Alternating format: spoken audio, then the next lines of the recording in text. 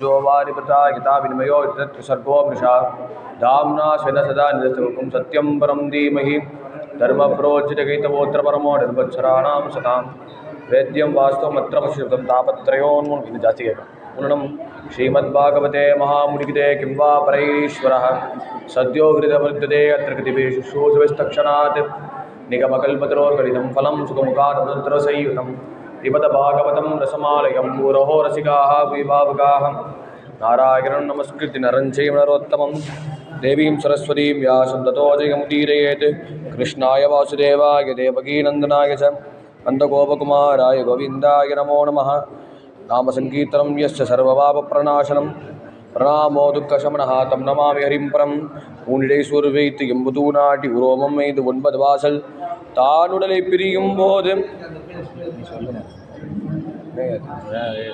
குந்தன் சரணமே சரணம் மின்னிருந்தேன் தேனுடை கமல திருவிருக்கரசே திரை கொள்வான் நெடுங்கடல் கிடந்தாய் நானுடை தவத்தால் திருவடி அடைந்தேன் நைவிகாரண்யத்துள்ளாய் ஸ்ரீரகே நமஹா ஸ்ரீரகே நமஹா ஸ்ரீரகே நமஹா கோபிகா ஜீவனஸ்மரணம் கோவிந்த கோவிந்த சத்குரு மகாராஜ் கி ஜெய்.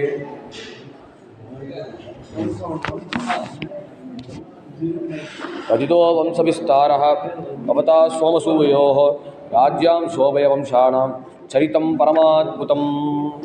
சிவபதியான பகவானோட பரமானுக்கு விசேஷத்தினால் சகுருநாதால் பரமகிருப்பையால் நம்ம தொடர்ந்து பாகவத ஸ்மரிச்சுட்டு வரோம். நேற்றைய தினம் பார்த்தோம் ஸ்ரீ சுகாச்சாரியார் கதிதோ வம்ச விஸ்தாரா பவதா சோமசூரியோ அப்படி சூரிய வம்சங்களோட வம்சாவளியை சொன்னார்.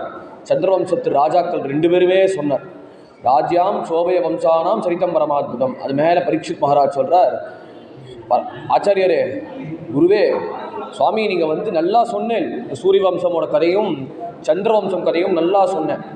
ஆனால் என் மனசில் என்ன புலப்படுறதுன்னா யதோஷ தர்மசீலஸ்ய நிதராமணி சத்தமாக அப்பேற்பட்ட சந்திரவம்சத்தில் எதுவும் தர்மாத்மா இருந்தார். ஏன்னா நம்ம கதையில் பொதுவாக சந்திரவம்சத்தில் பார்த்தோன்னா யயாத்தி தான் தர்மாத்மான்னு சொல்லுவோம். ஆனால் இங்கேயே எதுவும் தர்மாத்மான்னு ஏன் சொல்கிறாருன்னா அந்த யயாத்தி காமபோகத்திலே அலைஞ்சிட்டு இருந்தார் அவர். அப்புறம் ஒரு சமயத்தில் தேவயானி விருப்பப்படி இல்லை, அவர் சர்மிஷ்டா விருப்பப்படி இருந்தார். அது உடனே முதல் மனைவியான தேவயானி கோவப்பட்டு சுக்கராச்சாரியார் தன் தகப்பனார்கிட்ட சொன்னார். அவர் உடனே சபிச்சார், நீ இனிமே வயோதிகராக ஆக வேண்டும் அப்படின்னு சபிச்சார். அவர்கிட்ட 4 பசங்க இருந்தார். எது புரு போன்றவர் இருக்கா, எத்தி இருந்தான். முதல்ல எத்தி பேர் ஏற்றாமல் துறவரத்தை எடுத்துன்னு போயிட்டார். அப்புறம் 2வது பையனான எதுக்கிட்ட கேட்டார். எதுக்கிட்ட கேட்டோன்னா உன்னோட இளமையை நீ கொடுக்குறலான்னு கேட்டார். அதெல்லாம் முடியாது, ரொம்ப தப்பு, நீ போகத்தை அனுபவிக்கிறதுக்காக இளமையை கேட்ட, நான் கொடுக்கவே மாட்டேன், அதனால உனக்கு ராஜ்யம் நிர்மூலமாக போட்டோம், நீ இனிமேல் ராஜ்யமே ஆழ மாட்ட, நீ இனிமேல் ராஜ்ய பரிபாலனை பண்ண மாட்டேன் அப்படின்னு சபிச்சார். அப்புறம் கடைசியில் குரு தகப்பனார் கேட்டாரேனால தன்னோட இளமையை கொடுத்தார், அந்த வயோதிகத்துவத்தை ஏற்றுண்டார்.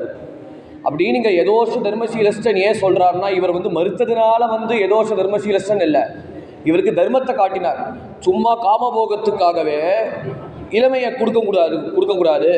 ஏன்னா வயசு பக்குவமாகிடுத்த பட்சத்தில் என்ன பிரயோஜனம்னா சுவாமியை ஆராதனை பண்ணணும்னா சுவாமிக்கு சேவை செய்கிறதுக்கு தான் இப்பேற்பட்ட தெம்பு கொடுத்துருக்காரு. அந்த வயோதிக காலம் எதுக்கு கொடுத்துருக்காருன்னா நம்ம இத்தனை வருஷமாக சுவாமிக்காக எவ்வளோ கோயில் போயிட்டு வந்திருக்கோமோ அந்த போயிட்டு வந்த கோவிலை நினச்சிண்டே அதை ஸ்மரணம் பண்ணுறதுக்கு தான் அந்த வயோதிக ஜென்மமே கொடுத்துருக்காரு. நமக்கே முதியோர் ஆகிறது என்ன பிரயோஜனம்னா சீனியர் சிட்டிசன் இந்த சர்டிஃபிகேட் வாங்குறதுக்கு இல்லை. அப்படி சீனியர் சிட்டிசனாக ஏன் இருக்கணும்னா வயசானாலுமே புத்தி அளவுக்கு வயசாக இருக்கணும். அது காட்டுறது தான் யதோஷ தர்மசீலஸ்ய பிதரா முனிசத்தமஹா தத்ராம்சே அவதீர்ணஸ்ய விஷ்ணோ வீரியானச. அப்பேற்பட்ட யது வம்சத்தில் சுவாமி அவதாரம் பண்ணினார் அப்படின்னு நீங்கள் போன அத்தியாயத்தில் நீங்கள் சொன்னேன். நேற்று தினம் வரைக்கும் நம்ம பார்த்தோம், பகவான் அவதாரம் பண்ணினார், பூமியோட பாரத்தை பூமியோட வெயிட்டை நீக்கிறதுக்காக சுவாமி அவதாரம் பண்ணினார் அப்படின்னு நம்ம நேற்று கதை வரைக்கும் பார்த்தோம். இப்போது அவர் சொல்கிறார், நீங்கள் சுருக்கமாக கதையை சொல்லிட்டார், என் மனசுக்கு திருப்தி இல்லை, அதனால எல்லா ராஜா கதை சொல்கிற மாதிரி கிருஷ்ண கதையை நீங்கள் சொல்லிட்டார். அதனால் நீங்கள் என்ன பண்ணணும்னா கிருத்தவான் யாய் விஸ்வாத்மா தானினோ வத விஸ்தராது, அதை விஸ்தாரமாக சொல்லுங்க சுவாமி அப்படின்னு கேட்குறச்சு அந்த கதை எப்படி இருக்குன்னா நிவிருத்த தஷைஹி உபகீயமான பவௌ ஷதா க்ஷோத்ர மனோவிராமாத் க உத்தம ஸ்லோக குணானுவாதாது உமான் விலஜேத வினான் அபசுக்னான அப்படின்னு சொல்கிறான். விவில்த்த தர்ஷைஹி உபகீயமானா. முதல்ல இந்த ஸ்லோகம் யாரை சொல்கிறாருன்னா, முதல்ல சுகாச்சாரியாரோட பெருமையை சொல்கிறார். நிவித்த தர்ஷைஹி உபகீயமானார்னா ஞானிகளை சொல்கிறார். அவர்கள் எப்படி இருப்பாருன்னா, அவள் வந்து உள்ளேயே பார்த்துட்டு இருக்கான். நம்மளாவது வெளியில் பார்க்குறோம். நம்மளாவது வெளியில் பார்க்கறதுனால வந்து கண்ணில் பார்த்து தான் நம்ம வந்து விஷயமே தெரியும்.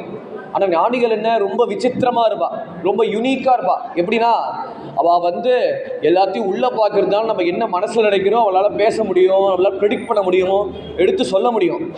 அவள் ஏன் சொல்ல மாட்டான்னா நம்ம மனசு நோகுமே, அதனால அவள் வாயை விட்டு வெளில சொல்கிறதில்ல. நல்ல நிவிர்த்த தசைஹி உபகீயமானா. அதனால அவள் வந்து எப்படி இருப்பார்னா, எப்போதுமே சுவாமியை தரிசனம் பண்ணுறதுனால எல்லா இடத்துலையும் பகவான் இருக்கார் அப்படின்னு வந்து காடமான ஞானத்தோடு பார்க்கறதுனால அவர்கள் வந்து எப்படி இருப்பார்னா, அவள் பசி தாகம் தூக்கம் களைப்ப மீறி கடந்த நிலையில் இருக்கான். பவௌஷதாட் சோத்திர மனோபிராமாத்து. அதனால உங்களோட கூட இருந்த பட்சத்தினால நான் இந்த நிலையை கடந்துட்டேன். ஏன்னா நான் ராஜா வச்சேன், எனக்கு வந்து மனைவி இருக்கா, அப்புறம் 4 பசங்க இருக்கா. அவளை விட்டுட்டு வந்து ஏதோ சாபத்துக்கு வியாஜமாக கங்கை கரையில் உட்காந்துருந்து உங்களோட பாகவத கதையை கேட்டுருக்கேன். அதனால எனக்கு ஒன்றும் அவசியம் இல்லை. நான் வந்து சாப்பிட்டு தான் வந்து கேட்கணும், படுத்துட்டு தான் கேட்கணும்னு அவசியம் இல்லை. நீங்கள் சொல்கிற கதை எப்படி இருக்குன்னா, பவௌஷதா சோத்திர மனோவிராமாத்து. இந்த சம்சாரத்துக்கு இந்த உலகத்துக்கே நீங்கள் பெரும் மருந்தாணி கொடுத்துருங்கள். அது கேட்க கேட்க அப்படின்னா மனோவிராமாத்து. இன்னும் கேட்கணும் இன்னும் கேட்கணும் இன்னும் கேட்கணும் அந்த ஆசையை தூண்டி விடுறது. உத்தம ஸ்லோக குண அனுவாதாது. அந்த எந்த பகவானோட திவ்ய கதையை கேட்காம இருந்த மட்டில் கேட்காத இருந்த பக்தன் வந்து எப்படி இருப்பார்னா, அப்படின்னு நம்ம யார் சொல்கிறோன்னா, பொதுவாக வந்து தடவை இழுத்துட்டு கிருஷ்ண கதை ஆக்ஷன் வருவோம். பெருமாள் கோயில் நடக்கிறது 6 to 8 மணி கதை நடக்கிறது அப்படின்னு ஆக்ஷன் வரும். ஆனால் சில பேர் எப்படி இருப்பா, போதும் சார் அதே கிருஷ்ண கதையை எவ்வளோ நாள் சார் கேட்குறது, ஒரு நாள் கேட்பேன் 2 நாள் கேட்பேன், அதே வெண்ணை திருடுவார், அப்புறம் திரும்பி பார்த்தா என்னென்னா வந்து அசுரர்களை போட்டு அடிப்பார். இது எல்லா கதையிலும் வந்து எல்லா திரைப்படத்திலும் நடக்குது சார். அதனால இதுக்கு மேலே கேட்டு என்ன சார் பிரயோஜனம் அப்படின்னு கேட்குறவன் என்னன்னா, குமான் விலஜேத வினான் அபசுக்னான்னு அப்படி கேட்குறவன் வந்து அவள் எல்லாம் வந்து போன ஜென்மத்தில் பசுவாக இருக்கும். கிருஷ்ண கதை மேலே யார் அலுப்பு இருக்கோ, ஒரு வெறுப்பு இருக்கோ, போர் அடிக்கிறதுன்னு ஒரு மனசு இருக்கோ, அவர்கள் வந்து எப்படின்னா குமான் விலஜேத வினான் அபசுக்னான்னு அவர்கள் பசுகளாக இருந்திருப்பா. அப்படி யாரு கிருஷ்ண கதை கேட்கணும்னு அப்படி ஆசை இருந்தா அவளை போல பாக்கியசாலி உலகத்தில் கிடையாது அப்படின்னு கிருஷ்ண கதையோட பெருமையை சொல்றார். இதுக்கு அடுத்தது தன்னோட பர்சனல் கதையை சொல்றார்.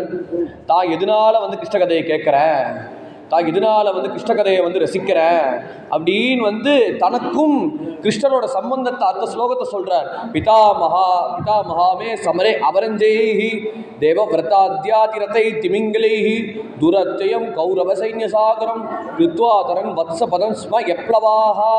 அதனால பிதாமகா மேலே என்ன சொல்றாருன்னா, பகவான் வந்து பெரிய யுத்தத்தை நடத்தினார், மகாபாரத யுத்தம்னு பஞ்சபாண்டவர்களை வச்சு. அப்போ பஞ்சபாண்டவர்களால் வந்து அவளால் வந்து கௌரவரோட பெரிய சைன்யத்துக்கு எப்படி பண்ணணும்னு அவள் வந்து கதிகலங்கி நிற்கிறா. அர்ஜுனன் வந்து கையிலேண்டு காண்டிவன் வந்து நழுவி கீழே விழுந்துட்டார்.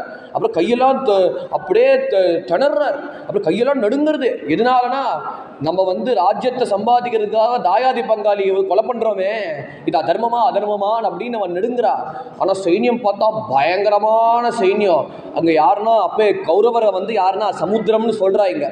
அந்த கௌரவ சமுத்திரத்தில் பீஷ்மர்னு பெரிய திமிங்கலம், துரோணன்னு ஒரு பெரிய சுறா மீன், கர்ணன்னு வந்து பெரிய மீன், அப்படின்னு இப்படின்னு பல விதமான துஷ்ட மீன்கள் துஷ்ட திமிங்கலங்களாக இருக்குது. அந்த திமிங்கலம் என்கிற கௌரவ சமுத்திரத்தை வந்து பகவான் வந்து எப்படி கண்ணுக்குட்டி வந்து ஒரு இடத்துல இன்னொரு இடத்துல வந்து அசகாயமாக தாவுமோ அந்த மாதிரி பகவான் வந்து நாங்கள் பஞ்சபாண்டவர்களை வந்து அந்த கௌரவ அஸ்தினாபுர ராஜ்யத்தை கொடுத்தாரே. அந்த பகவான் என்ன பண்ணாருன்னா பின்னாடி அஸ்வத்தாமாவே சமாளித்தாரு. அது பின்னாடி அஸ்வத்தாமா வந்து பிரம்மசீரஸ்னு ஒரு அஸ்திரத்தை பிரயோஜனம் பண்ணா. எதுக்காகனா கௌரவகுலம் நாசமாக போயிடணுமே, அதுக்காக திட்டத்தோட கொடிய திட்டத்தோட போய் பிரயோகம் பண்ணினா. ஆனால் என் அம்மா என்ன பண்ணாருன்னா, பகவான் வந்து துவாரகை கிளம்ப போனார். ஏன்னா வேலையை எடுத்து முடிஞ்சு போச்சு, பாண்டவர்களை காப்பாற்றியாச்சு, அதனால் கிளம்பணும்னு போனார். போகிற பட்சத்தில் போகிற போக்கில் அம்மா வந்து கதறினாரே. அந்த கதறல்னால தான் வந்து அடிக்கடி இப்போ உசுரோடு இருக்கேன். இப்போ உசுரோடு இருக்கிறது பிரயோஜனம் என்ன, இப்போ வந்து நிம்மதியாக உட்காந்து உங்களுக்கு எதிர்த்தாப்பில் இருந்து கதையை கேட்குறேனே. அதுதான் பிரயோஜனம் அப்படின்னு வந்து தன்னோட அனுபவத்தை சொன்ன உடனேயே வந்து சுகாச்சாரியாருக்கு எப்படி இருக்கும், ஒரு பங்கு இன்னும் குளிர்ச்சியாக இருக்கும் அவருக்கு. ஏன்னா இவர் கேட்குறச்ச கிருஷ்ண கதையை விஸ்தாரமாக சொல்லுன்னு, ஏன்னா அவர் சுருக்கமாக கிருஷ்ண கதையை சொல்லி முடிச்சிட்டார் எல்லா கதையை மாதிரியும். அதனால சொல்லுன்னு சொன்னார். அப்புறம் மேலே வந்து தன்னோட அனுபவத்தை சொல்கிறார், தனக்கும் பகவானுக்கு என்ன சம்பந்தம், என்ன ரிலேஷன் அப்படின்னு. கர்ப்பத்திலே நான் சுவாமியை பார்த்துருக்கேனே, அந்த கர்ப்பத்தில் சுவாமியை பார்த்த பிரயோஜனம் தான் இப்போ எழுத்தாப்புல இருந்து கதையை வந்து கேட்க முடியுற பாக்கியத்தை அவரே கொடுத்துருக்காரே அப்படின்னு தன்னோட கிருபையை நினச்சின்னு சொல்கிறார். சொன்ன உடனே இப்போ ஆரம்பிக்கிற சுகாச்சாரியா, சம்யக் வியவசிதா புத்திஹி தவராஜஸ்ரீ சத்தம வாசுதேவ கதாயாம் தே யஜ்ஜாதா நைஷ்டிகி ரதிஹி. அதனால அப்பேற்பட்ட உன் மனசு வந்து உன்னை கொண்டாடுறேன். ஏன்னா உன் மனசு என்னன்னா கிருஷ்ண கதை கேட்கணும் நீ ஆசைப்படுறியே, அந்த மனசுக்கு உனக்கு சபாஷ் போடுறேன் அப்படின்னு சொல்லி மேலே ஆரம்பிக்கிறச்சே வந்து கதை என்ன ஆரம்பிக்கிறார்னா, பூமி தாயாரை முதல்ல சொல்கிறார். அந்த பூமி தாயார் வந்து பசுமாடு ரூபத்தில் வந்தார். ஏன்னா அந்த பூமியில் பார்த்தா தடுக்கி ஊண்டா ஒரே அதர்மம் நடக்கிறது, அக்கிரமம் நடக்கிறது. அப்புறம் எந்த பகவானோட சம்பந்தத்தினால வந்து இந்த பயிர்கள்லாம் உண்டாகிறதோ அந்த பயிர்கள் இருக்கிற அத்தனை அரிசியெல்லாம் சாப்பிட்டா, அப்புறம் பகவானோட இதனால வந்து நம்மளாம் துணி உணர்த்திக்கிறோமோ அந்த துணி இவாலாம் உணர்த்திண்டா. அந்த துணி உணர்த்துற பட்சத்தில் என்னன்னா அதை வச்சியே வந்து அவன் வந்து ரிசோர்ஸஸ் தப்பாக யூஸ் பண்ணி அக்கிரமம் பண்ணி அட்டகாசம் பண்ணி ரவுடித்தனம் பண்ணுறான். அதனால நிறைய அசுரர்கள் எப்படின்னா இந்த துவாபர யுகத்தில் வந்து அவள் எல்லாம் ராஜா ரூபமாக வந்து தப்பு வந்து யோசிக்காமல் வந்து பண்ணுறா, லேசாக சகஜமாக பண்ணுறா தப்பை. அதனால வந்து பூமி பொறுக்கவே இல்லை. யாருன்னா கம்சன், துரியோதனன், அப்படி ஜராசந்தன், சிசுபாலன், தந்தவக்தன் போன்ற கொடிய அரக்கர்கள் வந்து எல்லாம் ராஜா ரூபத்தில் தப்பு பண்ணுறா. அதனால பூமி தாயாரால் தாங்க முடியாமல் எங்கே போனோன்னா ஆக்ராந்தா பூமி வாரேன பிரம்மாண்டம் சரணயோ போய் பிரம்மதேவர்கிட்ட கதறின வேகத்தில் பிரம்மரும் பரமேஸ்வரனும் எல்லாரும் போய் வந்து அப்படி பார்க்கடலில் போய் பெருமாளை சேவிக்க போனார். அப்போ பெருமாளை சேவிக்க போகிறச்சே பெருமாள் வந்து அந்தர்யாமியா பிரம்மாக்குள்ளே இருந்து வந்து பதில் சொல்கிறார். மேலே என்ன சொல்கிறாரா, வசுதேவ கிரகே சாட்சாத் பகவான் புருஷப்பரஹா ஜலிசேதத் பிரியாத்தம் சம்பவந்து சுரஸ்திரியா. அதனால வசுதேவனோட புத்திரனா திருக்குமாரனை நான் பிறக்க போகிறேன். ஜரிஷ்யதி பிரியார்த்தம் வை சம்பவந்து சுரஸ்திரியா. அதனால அந்த இருக்கிற வந்திருக்கேன்னா தேவர்களோட கூட வாங்க, தேவர்களோடு இணைந்து நான் வந்து பிறக்க போகிறேன். நான் வந்து யதுவம்சத்துக்கு திலக்கமாக நான் வசுதேவருக்கு குமாரனா திருக்குமாரனா பிறக்க போகிறேன். நீங்களா வந்து என்னோட தாயாதி பங்காளியாக பிறக்கணும் அப்படின்னு பகவான் திட்டமிட்டு பிரம்மா மூலியமாக சொன்ன உடனேயே பகவான் வந்து தீர்மானம் பண்ணினார். அப்புறம் எல்லா தேவர்களுக்கும் ஆஹா ரொம்ப நேரமாக இந்த தேவலோக காரியமே நம்ம செஞ்சுட்டு இருக்கோமே, ரொம்ப நேரமாக டான்ஸை பார்த்துட்டு இருந்தோமே, ரொம்ப நேரமாக இந்த போகத்தையே அனுபவிச்சுட்டு இருக்கோமே, போதும்பா அட்லீஸ்ட் நம்ம வந்து ரொம்ப நேரம் வெளியில் கூட்டும் போகிறாளே, ஒரு டீட்டெயில்டு டூருக்கு அழைச்சின்னு போகிறாளே. ஏன்னா நம்ம டூருக்கு தான் எல்லாருக்கும் ஜாலி.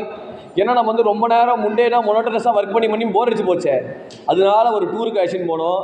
அந்த டூருக்கு அழைச்சின்னு போனோம். பிக்னிக் எதுக்கு போனோம், நம்ம மனசு பாரத்தை கம்மி பண்ணுறதுக்கு. அதனால பகவான் வந்து ஒரு பெரிய யாத்திரை அழைச்சின்னு போகிறார். அதனால நானே வந்து வசுதேவர் புத்திரனா பிறக்க போகிறேன், நீங்கள் சொந்தக்காரனா வாப்பா அப்படின்னு விஷயம் கேட்டோம். என்னாச்சுன்னா அந்த ஃபுல் தேவலோகம் பிரம்மலோகம் எல்லாம் காலி ஆயிடுது. அதனால ஓடி எல்லாரும் பூலோகத்தில் பிறக்க ஆரம்பித்தார். அந்த சமயத்தில் வந்து போஜ தேசத்தில் இப்போ வந்து கேமரா திருப்புறார் சுகாச்சாரியர். இப்போ போஜ தேசத்தில் வந்து உக்ரசேன மகாராஜான்னு ஒருத்தர் இருந்தார். அவர் வயசான ராஜா. ஆனால் அவருக்கு வந்து மூத்த பையனான கம்சன் இருந்தார். அந்த கம்சனும் என்ன மகா முரடன் அதர்மி. அதனால வந்து ஏதாவது காரியம் நடக்கணும்னா அவளே வந்து ராஜ்யத்தை ஏற்றுக்கிறார், ராஜாவோட டியூட்டிஸ் பண்ணுறா. ஆனால் தலையெடுத்து இந்த வயோதிகர் இருந்து தொலைகிறாரு. அதனால் வந்து இவரை வந்து சும்மா சப்ஸ்டியூட்டாக ராஜாவாக வச்சு தொலைஞ்சார். அதனால வந்து காரியத்தை நடத்துகிறார். அவர் காரியத்தை நடத்துறச்சே அப்பாட்ட வந்து அந்த சீட்டை கொடுக்குறாரு. அந்த சீட்டு கொடுக்குறச்சே வந்து என்ன பண்ணுறாருன்னா அவரோ வந்து இப்படி மேலே வந்து சீட்டில் என்ன இருக்குன்னு மேலே இப்படின்னு பார்க்குறாரு. அப்புறம் வந்து அதுக்கப்புறம் தான் பூத கண்ணாடியை கொடுக்குறாரு. அந்த பூத கண்ணாடி எப்போ கொடுக்குறாருன்னா இப்படின்னு மேலே இருக்கிற பேப்பரை கண்டென்ஸ் பார்த்துட்டு கீழே வந்த அப்புறம் இப்படி பூத கண்ணாடியை பார்த்தா அங்கே கையெழுத்து உக்ரசேன மகாராஜானோன்னு பேனாவை கொடுத்துட்டு கையெழுத்து போட வச்சார். இப்படின்னு வந்து அவர்கிட்ட கையெழுத்து வாங்கியே வந்து இப்படின்னு அக்கிரமம் பண்ணிகிட்டே இருக்கார். அப்படின்னு அவர் வந்து தடுக்கி உண்டா எல்லா ராஜ்யத்தும் வந்து தனக்கு கனெக்ட் பண்ணி வச்சுட்டார். ஆனால் அவருக்கு வந்து ஒரு சகோதரி இருந்தார். அவருக்கு வந்து தேவகின்னு பேர். அப்போ தேவகிக்கும் வசுதேவருக்கும் கல்யாணம் நடக்கிறது. அதனால கல்யாணத்தில் இருக்க அத்தனை சீர்வரிசையும் இந்த கம்சனே பண்ணுறான்.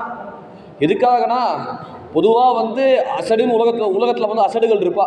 இந்த அசடுகள் எப்படி இருப்பானா, தனக்கு வந்து பேர் கிடைக்கணும், தனக்கு வந்து புகழ்ச்சி கிடைக்கணும், தன்னை வந்து உலகத்தை வந்து நான் தான் தர்ம பிரபு, நான் தான் மகாத்மான் அப்படின்னு உலகம் வந்து என்னை பற்றி சர்டிஃபிகேட் கொடுக்கணும்னா அதுக்கு லோகத்தில் என்ன பண்ணுவா, ஏதாவது ஷோ பண்ணுவா. அந்த சமயத்தில் பெரிய ஆடம்பரத்தோட பெரிய என்னமோ வந்து தான் தான் வந்து இந்த உலகத்தையே பார்த்துக்கிற மாதிரி வந்து வெளியில் வந்து தான் முன்னாடி நிமித்துவா. அந்த மாதிரி இந்த கம்சன் பண்ணான். தங்க தேவகி மேலே அவ்வளோ செல்லம் காட்டுற மாதிரி காட்டிட்டு எல்லா சீர்வரிசையும் வந்து இவரே கம்சனே பண்ணுறா. அப்புறம் வந்து சாரதி வந்தான். சாரதி வந்து இப்போ சமயத்தில் வந்து கல்யாணமும் ஆயிடுச்சு தேவகி வசுதேவாளுக்கும். அப்புறம் சாரதி வந்து நான் வந்து சாரத்தியம் பண்ணுறேன்னு வந்தார். போடா, இது என்னோட கல்யாணம்டா, நான் தான்டா சாரத்தி பண்ணுவேன் அப்படின்னு சிரிச்சுட்டு கோணான்னு சிரிச்சுட்டு அட்டகாசம் பண்ணிட்டு அப்படின்னு ஒரு சாரத்தியம் பண்ணுறார். சாரத்தியம் பண்ண வேகத்தில் தேவர்கள் எல்லா ஜனங்களும் இப்படின்னு கொட்டாய் போட்டுட்டு பார்த்துட்டு இருக்கா. நம்ம கம்சன் வந்து நல்லவன் ஆயிட்டானா, நம்ம கம்சன் வந்து இப்படி ஆயிட்டானா அப்படின்னு எல்லாரும் கம்சன் அப்படியே பார்க்கறா. பார்த்த வேகத்தில் இந்த சமயத்தில் அஸ்யா அஸ்வாம் அஷ்டமோ கர்ப்பா வந்தாயாம் அஹசே அபுத. அப்போ திடீர்னு ஒரு அஷரீரி கேட்டுது. அது வந்து உச்சஸ்தாயில கத்திருது. ஏன்னா அஸ்யாஸ்வா அஷ்டமோ கர்ப்பா, அடே முட்டாளே அப்படின்னு உச்சஸ்தாயில கத்தினா. அப்படி வந்த இருக்கிற ஜனங்களுக்கும் கேட்டதோ இல்லையோ, அவன் திரும்பி பார்க்கல. இவன் தொடைன்னு இப்படின்னு பார்க்கறான். பார்த்தா ஹந்தாயா வஹசே அபுத, எந்த தங்க மேலே இவ்வளோ செல்லங்காட்டி நீ சாரத்தியம் பண்ணுறியோ அந்த தங்கையோட 8வது கர்ப்ப குழந்தை உனக்கு யமன் அப்படி சொன்ன உடனே பகடீம் ஹந்துவாரேன கட்கபாணி பிரச்சேதகிரி அப்படின்னு வந்த கோபத்தோட ரோஷத்தோட தன்னோட பட்டையிலேருந்து வாழை உருவின வேகத்தில் தேவகியோட சிண்டை பிடிச்சி தலையை வெட்டணும்னு போன வேகத்தில் அந்த சமயத்தில் வசுதேவர் வந்து தடுத்தார். அப்படின்னு இங்கே கம்சன் வந்து இங்கே உலகத்தில் என்ன காட்டுறான்னா அசடுகள். தனக்கு வந்து அகெயின்ஸ்டாக நடந்தது, தன்னை யாரும் அகெயின்ஸ்டாக பிளாட் பண்ணுறானா அது அகெயின்ஸ்டாக பண்ணுறவன் வந்து அவன் என்ன வந்தாலும் பரவாயில்ல, லோகம் பார்க்கறதாலும் பரவாயில்ல, தனக்கோட ப்ரைடு தான் மானந்தான் பெருசுன்னு பார்த்தனால தேவகி தலையை வெட்ட போனான். அதனால வந்து இங்கே தர்ம சூக்ஷ்மம் இருக்குது. இந்த தர்ம சூக்ஷ்மத்தில் வந்து பார்த்தா ராமாயணத்தில் வந்து ஒருத்தர், மகாபாரதத்தில் 2 பேர். அதனால வந்து யார் வந்து பெண்களோட அதுவும் கல்யாணமான பெண்களோட கூந்தலை பிடிச்சார்களோ அங்கே யம வாசம் பண்ணுறான். அதனால ஒருபொழுதும் யாரும் நல்லாவே இருந்ததில்லை. அதனால ராமாயணத்தில் பார்த்தா ராவணன், அப்புறம் மகாபாரதத்தில் பார்த்தா துசாசனனும் கீச்சகனும் 2 பேருமே திரௌபதியோட கூந்தலை பிடித்தா. அப்புறம் பாகவதத்தில் முக்கியமாக கம்சன். அதனால இவன் கூந்தலை பிடிச்சதுனால வந்து எப்பவுமே நல்ல கதி அடைய மாட்டான். அதனால வந்து அவன் நாசமாக போயிடுவா. அதை காட்டுறதுக்காக அவனோட மரணத்தை வந்து அவனே இன்வைட் பண்ணிட்டான். மரணத்தை வந்து அவன் வந்து ஆயுஷன் வரான். அப்படின்னு அந்த கூந்தலை பிடிச்ச உடனே வசுதேவர் வந்து தடுத்தார். ஏன்னா பொதுவாக எந்த புருஷனுக்காக தான் பயம் வரணுமே. இப்பேற்பட்ட மொரட்டு ராஜா, இவ்வளோ ஹேண்ட்ஸமான இவ்வளோ பயங்கரமான உடம்பு, அதுவும் இவரோ பார்த்தா கொஞ்சம் சோப்பலாங்கியாக இருக்கார். ஆனால் இவருக்கோ என்னன்னா வந்து ஒரு பொண்டாட்டி இல்லை 17 பொண்டாட்டி. ஒரு தேவகி வந்து 18வது தர்மபத்னி. அதனால வந்து எந்த ராஜாக்கான மனசு வருமே, எனக்கு 17 பொண்டாட்டியோட நான் குடுத்தனம் பண்ணுறேனே, கேவலம் இந்த முறனோட நான் ஏன்டா போய் யுத்தம் பண்ணணும்னு அப்படின்னு வந்து எந்த தாலி வேணா இது வேணா நீ பார்த்துக்கோ தங்கேன்னு சொல்லி தலைதறிக்கி ஓடி போட வேண்டியதானே. அதனால இவருக்கு அந்த தைரியம் இருந்தது. ஏன்னா இந்த மாதிரி தைரியம் இருக்கிறவங்களால தான் கிருஷ்ணரே வந்து தாம் புத்திரனா பிறந்தார். இல்லைன்னா கிருஷ்ணர் பிறந்திருக்கவே மாட்டார். அதனால மேலே வந்து கம்சனை வந்து தாஜா பண்ணணும்னு நினைக்கிறான். ஸ்லாகனீய குணசூரைஹி பவான் போஜகிஷஸ்கரா சகதம் பக்னி ஹன்யா ஸ்திரியம் உத்வாக பர்வதினால நீ எப்பேற்பட்ட குணவான் கம்சா, உன்னை போல குணவுடையவன் உலகத்தில் உண்டா? அதுவும் உன்னை போல பராக்கிரமசாலி உலகத்தில் உண்டா? நீ வந்து இவ்வளோ பெடித்தனமான காரியம் ஏன்பா பண்ணுற? அதனால நீ இருக்கிற ஸ்டேட்டஸ்க்கும் நீ இருக்கிற இடத்துக்கும் நீ செய்கிற காரியத்துக்கும் வந்து 2 பேருமே சம்மந்தம் இல்லையேப்பா. அது வந்து உன் மானத்தை இறக்குற மாதிரி வேரோட கிள்ளியறிகிற மாதிரி இருக்குப்பா, ரொம்ப தப்பாச்சேப்பா, அதனால நீ பண்ணாதப்பா அப்படின்னு சொன்னான். அந்த கம்சனுக்கு காதில் விழவே இல்லை. அப்புறம் சொல்கிறா, இவர் வந்து சயேஷ அனுஜாபாலா கிருபனா புத்திரி கோபமா, அதனால உனக்கு பொண்ணு மாதிரிப்பா, உன் தங்கையாச்சேப்பா, செல்லமா வளர்த்தியே, இந்த செல்லத்தோட காட்டிதாப்பா எங்களுக்கு நீங்கள் ஜாம கல்யாணம் பண்ணி வச்சியே, இந்த செல்லத்தை காட்டிதாப்பா நீ சாரத்தியம் பண்ணியே, அதனால வந்து இவன் மேலே என்னப்பா குற்றம், அதனால் இவளை வதம் பண்ண வேண்டாம் அப்படின்னு கெஞ்சினா. எந்த வழியிலும் வந்து இந்த பையன் வழிக்கே வரலை. அதனால என்ன பண்ணணும்னு நினச்ச உடனே எந்த அசரீரி வாக்கு கேட்டு கம்சன் நெடுங்கினானோ, கோபத்தோட தேவகியை வந்து வெட்டணும்னு வந்தானோ சொன்னானோ அந்த அசரீர் வாக்கியமாக வச்சு 8வது குழந்தைனால உனக்கு மரணம், அதனால புத்திரான் சமர்ப்பயிஷே, அதனால என்னோட குழந்தைகள் என்ன பிறந்தாரோ அது அத்தனையும் உங்ககிட்ட கொடுத்துட்றேன் அப்படின்னு சொன்ன உடனே கம்சனுக்கு அப்போதான் முகத்திலேருந்து முகம் மலர ஆரம்பிச்சது. சபாஷ் வசுதேவா, நல்லா சொன்னேன், பேஸ்டா சொன்னேன், அதனால நான் உன மரியாதையே அழிச்சுன்னு போறேன், ஆனா என் வீட்டுக்கு அழிச்சுன்னு போல, அப்படியே ஜெயிலில் போய் பந்தி பண்ணிட்டாரு. இப்படி 2 பேருமே பந்தி பண்ணுறச்சே முதல் குழந்தை அப்படி ரோஜா பூ மாதிரி இருந்தான் அந்த குழந்தை. அவனுக்கு கீர்த்திமான்னு அந்த குழந்தை முதல் பேரை வச்சான். கீர்த்திமந்தம் பிரதமஜம் கம்சாய ஆனக துந்துவே. அந்த வசுதேவன் முதல் குழந்தையான கீர்த்திமான கம்சன் கிட்ட அழிச்சுன்னு போனான். அதை பார்த்த உடனே கம்சனுக்கு மனசு உருக ஆரம்பிச்சது. ஏன்னா வசுதேவனோட சத்திய நிஷ்டை, அவர் உண்மையை சொன்னார். நல்ல எல்லா குழந்தையும் உங்ககிட்ட கொடுத்துட்றேன் அப்படின்னு சொன்ன உடனே கம்சனோட மனசு உருக ஆரம்பிச்சோன்னே, இந்த குழந்தைனால எனக்கு ஒன்றும் ஆபத்து இல்லையே, 8வது குழந்தை தானே, அதெல்லாம் நீ வச்சுக்கோ வசுதேவா அப்படின்னு சொன்ன உடனே இவரோ மனசு ஆச்சரியப்படலை. இவர் வாயை பொத்தின்னு வர, ஏன்னா அசடு. இன்னைக்கு ஒரு நாள் என்னை கட்டி பிடிப்பா, இன்னொரு நாள் என் தலையை வாங்கிடுவான். அதனால தெரிஞ்ச உடனே வாயை பொத்திண்டு குழந்தைய அழிச்சுன்னு வராரு இவர். அதனால் எதுவுமே சொல்லணும், மௌனமாக இருந்தார். அப்புறம் இதான் டைம்னு பார்த்த உடனே நாரதர் வந்த உடனே கம்சனுக்கு உபதேசம் பண்ணினார். அதனால் வேலை சொல்கிறச்சே 8 இப்படி பிறந்தா 8 கிடையாது, இந்த பக்கத்தில் இப்போ எண்ணி பார்த்தாலுமே 8 உண்டு அப்படின்னு சொல்லி புத்தியை கன்ஃபியூஸ் பண்ணி விட்டார். ஏன்னா இவன் புத்தியில் இந்த கெட்டதை உண்டாகினாதான் இவன் போல கொடிய ராஜாக்களை பகவான் சமாப்தி பண்ணுவான். அப்புறம் இந்த 6 குழந்தைகள் 7 குழந்தைகள் ஏதோ சாபம் பண்ணியிருக்கார், ஏதோ சாபத்தினால பூமியில் பிறந்திருக்கார். இவாளோட பூமியிலே இந்த சாப விமோச்சனமானோன்னா அவள் மரணம் அடைஞ்சாதான் உண்டு, இந்த க்ஷணத்தில் மரணம் அடைஞ்சாதான் உண்டு. அதனால அவர்களுக்கும் கரையேற்றி விடணும். அப்புறம் இன்னொன்று, இந்த கம்சனோட அக்கிரமத்தை பாவ மூட்டையை இன்னும் ஜாஸ்தி இன்க்ரீஸ் பண்ணணும். அதனால இந்த மாதிரி கொடிய வேலையை செய்யும்படியாக நாரதர் தூண்டி விட்டார். உடனே அப்போதான் தெளிவு வந்த கம்சன் ஓடி போய் அந்த தேவகியோட குழந்தைய லவக்குன்னு பிடிச்சி மக்கள் அறுவரையும் கல்லையும் ஓடி அப்படின்னு பெரியாழ்வார் சொன்ன மாதிரி தேங்காவை உடைக்கிற மாதிரி ஒரு குழந்தை இல்லை 6 குழந்தைகள் சமாப்தி பண்ணிட்டார். அப்புறம் தான் பகவான் சமயம் பார்த்துட்டார். ஏன்னா 6 குழந்தைகளும் ஒரு சமாப்தி பண்ணி முடிச்சுட்டார், சிசுஹத்தியை பண்ணிட்டார். பண்ண வேகத்தில் அப்போ பகவான் தீர்மானம் பண்ணுறார், நான் அவதாரம் பண்ண போகிறேன் அப்படின்னு இந்த ஜெயிலில். அப்போ முன்னாடி என்ன பண்ண, அவதாரம் பண்ண முன்னாடி அப்போ 7வது கர்ப்பமான பலராம சுவாமியை ஆதிசேஷன் அம்சா அவதாரம் பண்ண போகிறார். அப்போ தன்னோட தங்கையான ஜெகன்மாதாவான பார்வதியை போய் மேலே காரியத்தை சொல்கிறார். அம்மா நீ ஒரு காரியம் பண்ணுமா, நீ என்ன பண்ணணும்னா இந்த 7வது குழந்தை தேவகி கர்ப்பத்தில் பிரவேசம் பண்ண போகிறது, அதனால உன்னோட மாய சக்தினால ரோகிணி கர்ப்பத்தில் பிரவேசம் பண்ணு அப்படின்னு வசுதேவரோட இன்னொரு மனைவி ஏதோ கம்சனுக்கு பயந்தனால நந்தனோட கஸ்டடியில் நல்லபடியாக தான் மனைவியை வச்சிருக்கார். இப்போ தேவகி தான் மாட்டின்றா பாவம். அதனால அந்த சமயத்தில் பகவான் பலராம சுவாமியோட கர்ப்பத்தை தேவகி கர்ப்பத்தை ரோகிணி கர்ப்பத்தில் டிரான்ஸ்போர்ட் பண்ண.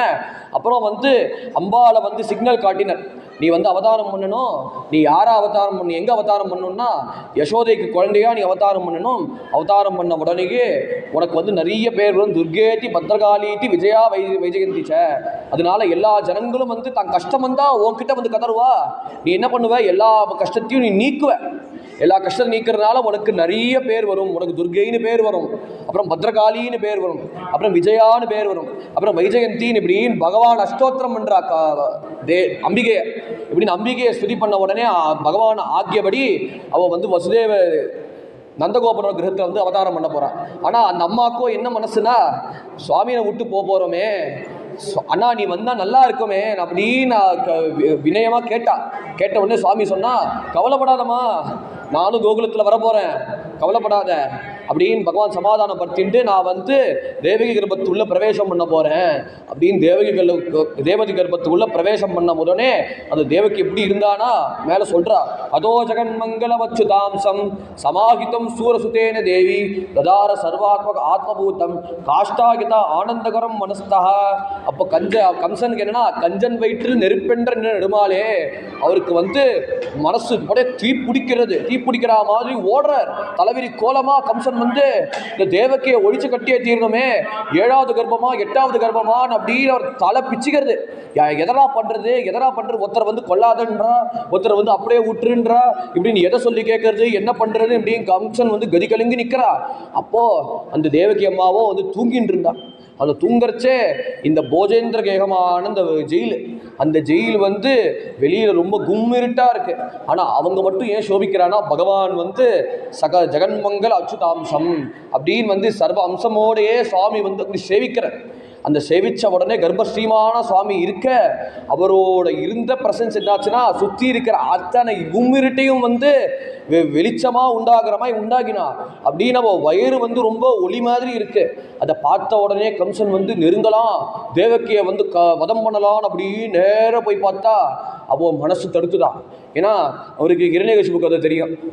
அதனால பகவான் வந்து தூணை பழந்து வந்து ஹிரண்யகசிபை வந்து பழந்தார் அப்படின்னு சரித்திரம் பார்த்தோம், பிரகலாத் சரித்திரம். அதனால ஒருவேளை தேவகியை வந்து நான் சித்திரவதை பண்ணா பகவான் எழும்பி வந்து என்னை சவாத்தி பண்ணிட்டு போறானே, அதனால வேண்டாம் அப்படின்னு நான் தலைதிருக்கி ஓடி போயிட்டேன்.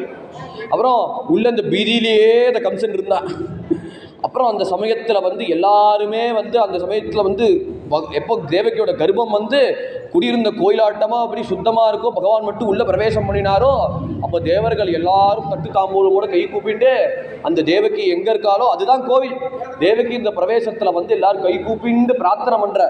சத்யவிரதம் சத்யபரம் திரு சத்யம் சத்யஸ்ய யோனிம் நீதஞ்ச சத்யே சத்யஸ்ய சத்யம் விரதசத்திய நேத்தியம் சத்யாத்மகம் துவாம் சரணம் பிரபன்னாக அப்படின்னு நம்ம ஸ்துதி ஆரம்பிக்கிறார். பிரம்மா பரமேஸ்வரன் எல்லா தேவர்களும் வந்து 33 கோடி தேவர்கள் எல்லாருமே சேர்ந்து வந்து அந்த கர்ப்பத்தை தேவகியோட கர்ப்பத்தை பிரார்த்தனை பண்றச்சு அவ என்ன சொல்றான்னா, சத்தியவிரதம் அப்படி சத்தியமே வந்து விரதமா அனுஷ்டிக்கிறியே, அப்படி சத்தியத்தை அனுஷ்டிக்கிறதுனாலதான் வந்து அந்த சத்தியத்தை அடிப்படையா வச்சுதான் ராமபிரானா வந்து அவதாரம் பண்ணி அப்படின்னு வந்து சத்தியத்தை வந்து தர்மமா வச்சுட்டுதான் வந்து இத்தனை காரியமும் பண்ணி மேல வந்து ராவணனோட கொடுங்கொல்லாட்சியை சமாப்தி பண்ணினார். அப்புறம் இந்த சத்தியத்தை அடிப்படையா வச்சுட்டுதான் அதே ராமபிரான் வந்து கண்ணபிரானா வந்து அசுரர்கள் பண்ற கொடுங்கொல்லி ஆட்சியால ராஜா ரூபத்துல வந்து அசுரர்கள் கொடுங்கொல்லி ஆட்சியை வந்து நிகிரம் பண்றதுக்காக அவர் சத்தியத்தை காப்பாற்றுறதுக்காக வந்து அதே கண்ணபிரானா வந்தார். அப்படி சத்தியம் வந்து தன்னோட விரதமா இருக்கு, தன்னோட நியமமா இருக்கு. சத்தியவிரதம் சத்தியபரம் திரு சத்தியம் எல்லா சத்தியத்துக்கும் அப்பாற்பட்டது. எல்லா சத்தியத்துக்கும் அப்பாற்பட்டதுனா வந்து இப்போ இருக்கிறது என்னன்னா வியாபகாரிக சத்தியம். வியாபகாரிக சத்தியம்னா வந்து உலகத்தில் நம்ம என்ன கண்ணில் புலப்படுறதோ அதுதான் வந்து சத்தியமா தெரியுது. ஆனால் பாரமார்த்திக சத்தியம்னா வந்து இந்த உலகத்தை விட அப்சல்யூட் ட்ரூத் தான் பாரமார்த்திகம், பகவான் தவிர வேற எதுவும் கிடையாது அப்படின்னு இருக்கிறதுனால சத்தியபரம். அப்புறம் திரிசத்தியம், அந்த பகவானே வந்து 3 காரியம் பண்றார். அவரே வந்து இந்த உலகத்தை படைக்கிறார், அவரே வந்து உலகத்தில் இருக்கிற நம்மளை போல சாமானிய சாதுக்களையும் பக்தர்களையும் வந்து காப்பாற்றுறார். அப்புறம் 3வது வந்து யார் வந்து அதர்மம் பண்றாரோ யார் அக்கிரமம் பண்றாரோ அவரை வேரோட கிள்ளி எறிகிறார். அப்படி சத்தியபரம் திரிசத்தியம். அவரும் சத்தியஸ்ய யோனிம் நீதஞ்ச சத்தியே, அப்படி சத்தியத்தோட இருப்பிடமா சுவாமி இருக்கார். அதனால சத்தியஸ்ய சத்தியம் விரதசத்தியநேத்தம் சத்தியாத்மகத்துவம் சரணம் பிரபன்னா, அப்படி சத்தியஸ்வரூபமான பகவானுக்கு நான் நமஸ்காரம் பண்றேன் அப்படின்னு அழகான ஸ்லோகம். அப்புறம் மேல வந்து அவர் சொல்ற எப்படி நிறைய பேர் வந்து யோகம் பண்றா யாகம் பண்றா. அப்புறம் வந்து ஹிமாலயத்தில் போய் எல்லாத்தையும் தியாகம் பண்ணிட்டு போய் வந்து சமாதி ஸ்திதியில் சமாதி அடையணும், அதுக்காக இவ்வளோ ப்ராக்டிஸ் பண்ணுறா, இவ்வளோ முயற்சி பண்ணுறா. ஆனால் அதுக்கு பகவான் வந்து பல்ட்டி அடிக்கிறார். ஏன்னா நான் பண்ணுறேன் எண்ணத்தோடு பண்ணுறதுனால மொத்தமாக பல்ட்டி அடிக்கிறேன் அப்படின்னு பரத யோகீஸ்வரர் கதையே பார்த்தோமே. அதனால ஒரு பசங்களையும் விட்டுட்டார், அப்புறம் வந்து எல்லா ராஜ்யத்தையும் விட்டுட்டு வந்து பகவானை வந்து எங்கேயோ புலகாசிரமத்தில் எங்கேயோ நேபாளில் போய் நான் சுவாமி ஆராதனை பண்ணணும்னு போகிற பட்சத்தில் வந்து எல்லா விதமான சாதனையிலையும் வந்து எக்ஸல் பண்ணிட்டார் அவர். அப்புறம் சமாதின்னு வர பட்சத்தில் பார்த்தா ஒரு மான்குட்டி மேலே ஆசக்தி பட்டு அத்தனையும் பல்ட்டி அடைஞ்சிது, மொத்தமாக வேஸ்ட்டாக போயிடுது.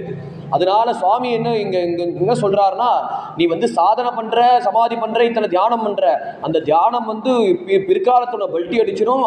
ஆனால் எந்த பக்தர்கள் வந்து அவளை பல்ட்டி அடிக்காமல் இருக்கும்னா, யார் வந்து பகவான் கதையை கேட்குறாரோ, யார் வந்து நித்தியமும் கோவிலில் போய் சுவாமியை சேவிக்கிறாரோ, யார் வந்து பாகவத கதை மேலே இன்ட்ரெஸ்டோட கேட்குறாரோ, அந்த பாகவத கதையே வந்து அந்த பகவானோட திவ்ய குணங்களே வந்து படகாட்டமாக இருந்து நம்மளை அழைச்சின்னு போயிடும்.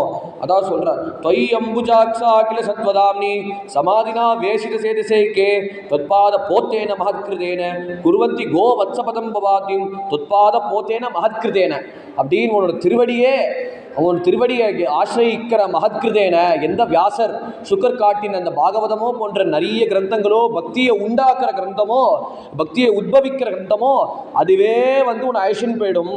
உருவந்திதோ வச்சபதம் பவாப்தியும், இந்த சம்சாரமான கடல்ல வந்து அதுவே உன்னை தாண்டி விட்டுரும் அப்படின்னு இந்த பெருமையை சொன்னதுக்கப்புறம் மேலே வந்து சொல்கிறார், சுண்வன்கிணன் சம்ஸ்வரயம் சிந்தையன்னு நாமானி ரூபாணி சமங்கலானி சே கிரியாசு எத்த சரணாரவிந்தையோ ஆவிஷ்ட சேத்தான பவாய் கர்வதே அப்படின்னு சுண்வன் அந்த ஆக்டிவிட்டீஸை சொல்கிறார். சுண்வன்னா பகவான் கதையை கேட்கறது, கிருண்ணன்னா வந்து இந்த பகவான் நினச்சிண்டு மனசில் உள்வாங்கிக்கிறது, சம்ஸ்வரயன்னா வந்து அதை நினச்சிண்டே இருக்கிறது, திரும்ப அசை போட்டுட்டே இருக்கிறது, அப்புறம் சிந்தை என்ன அதையே நினைத்து கொண்டிருக்கிறது, அப்புறம் நாமானி ரூபாணி சமங்கலானிச்சே யார் அந்த பகவானோட திவ்ய நாமத்தை வந்து திரும்ப அதை காட்டிலும் பகவானோட திவ்யமான ரூபம் எழுத்தாப்புல சுவாமி இருக்காரு, அந்த சுவாமியோட அழகான ரூபத்தை வந்து யார் மனசால நினைக்கிறாரோ அது எழுத்தாப்புல பெருமாள் இருக்கார் அப்படின்னு அஷ்டலட்சுமியே சரீரத்தில் இருக்கார்.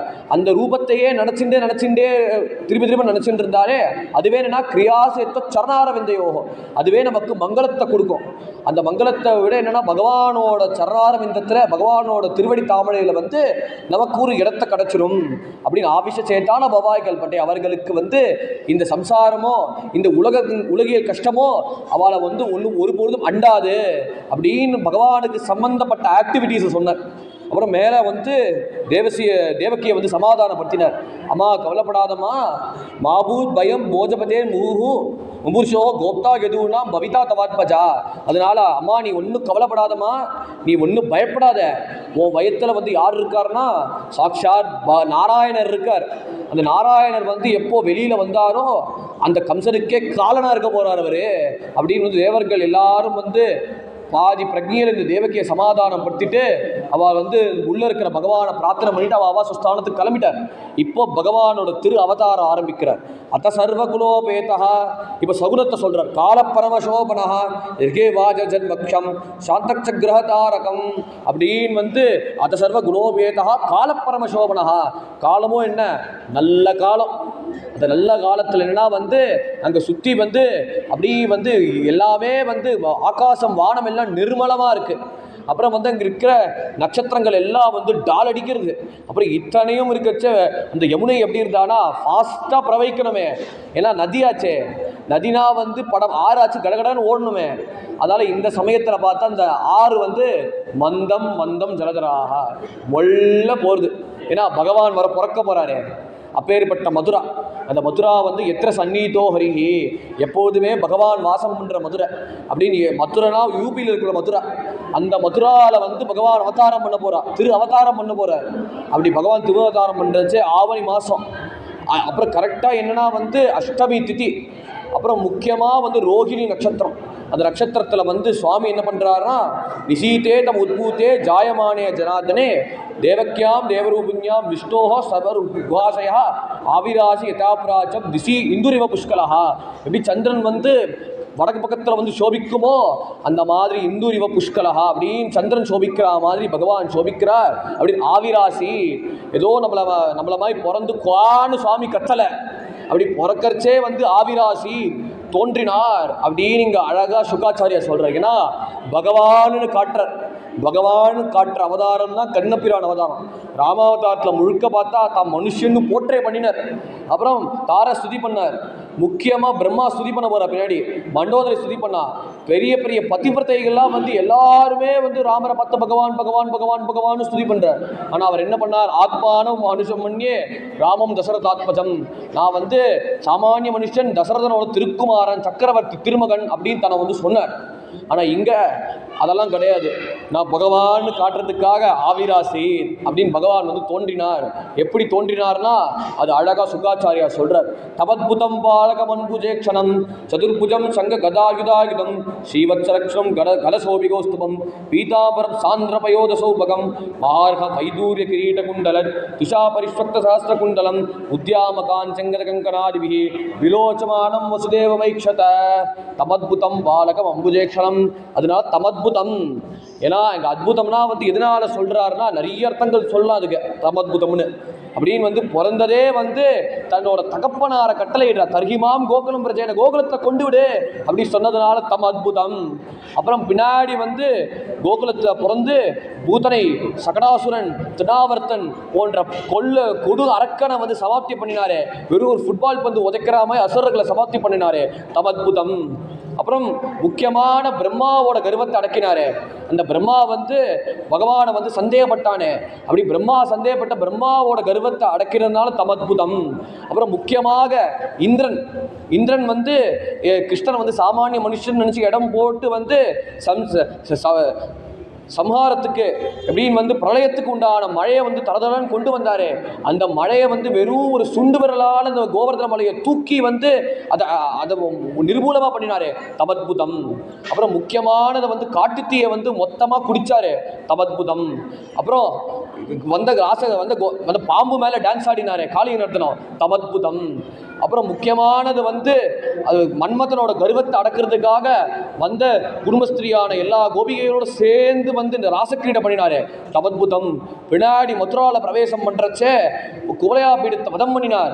சாரூரன் முஷ்டிகன் தோசலன் வந்து தோசக்கல்லால் அடிச்சு வதம் பண்ணினார். இப்படின்னு வந்து அசுரர்களை வந்து கொடி அசுரர்களை வதம் பண்ணினாரு, தமத்புதம். முக்கியமாக கம்சனை வதம் பண்ணினாரு, தமத்புதம். சிசுபாலனை வந்து தலையை வெட்டி மோட்சத்தை கொடுத்தாரு, தமத்புதம். அப்புறம் பூத்தனை வந்து எந்த பூத்தனை வந்து விஷம்பால கொடுத்து கிருஷ்ணரை சமாப்தி பண்ணணும்னு வந்தாரு, அந்த பூத்தனைக்கும் மோட்சத்தை கொடுத்தாரு, தமத்புதம். தமத்புதம் பாலகமம்புஜேக்ஷணம் சதுர்புஜம் சங்க கதாயுதாயுதம் அப்படின்னு திவ்யமயமான ஆயுதங்களோட சுவாமி வரார். ஏன்னா இங்கு அவள் 2 பேருமே ஜெயிலில் இருக்கா.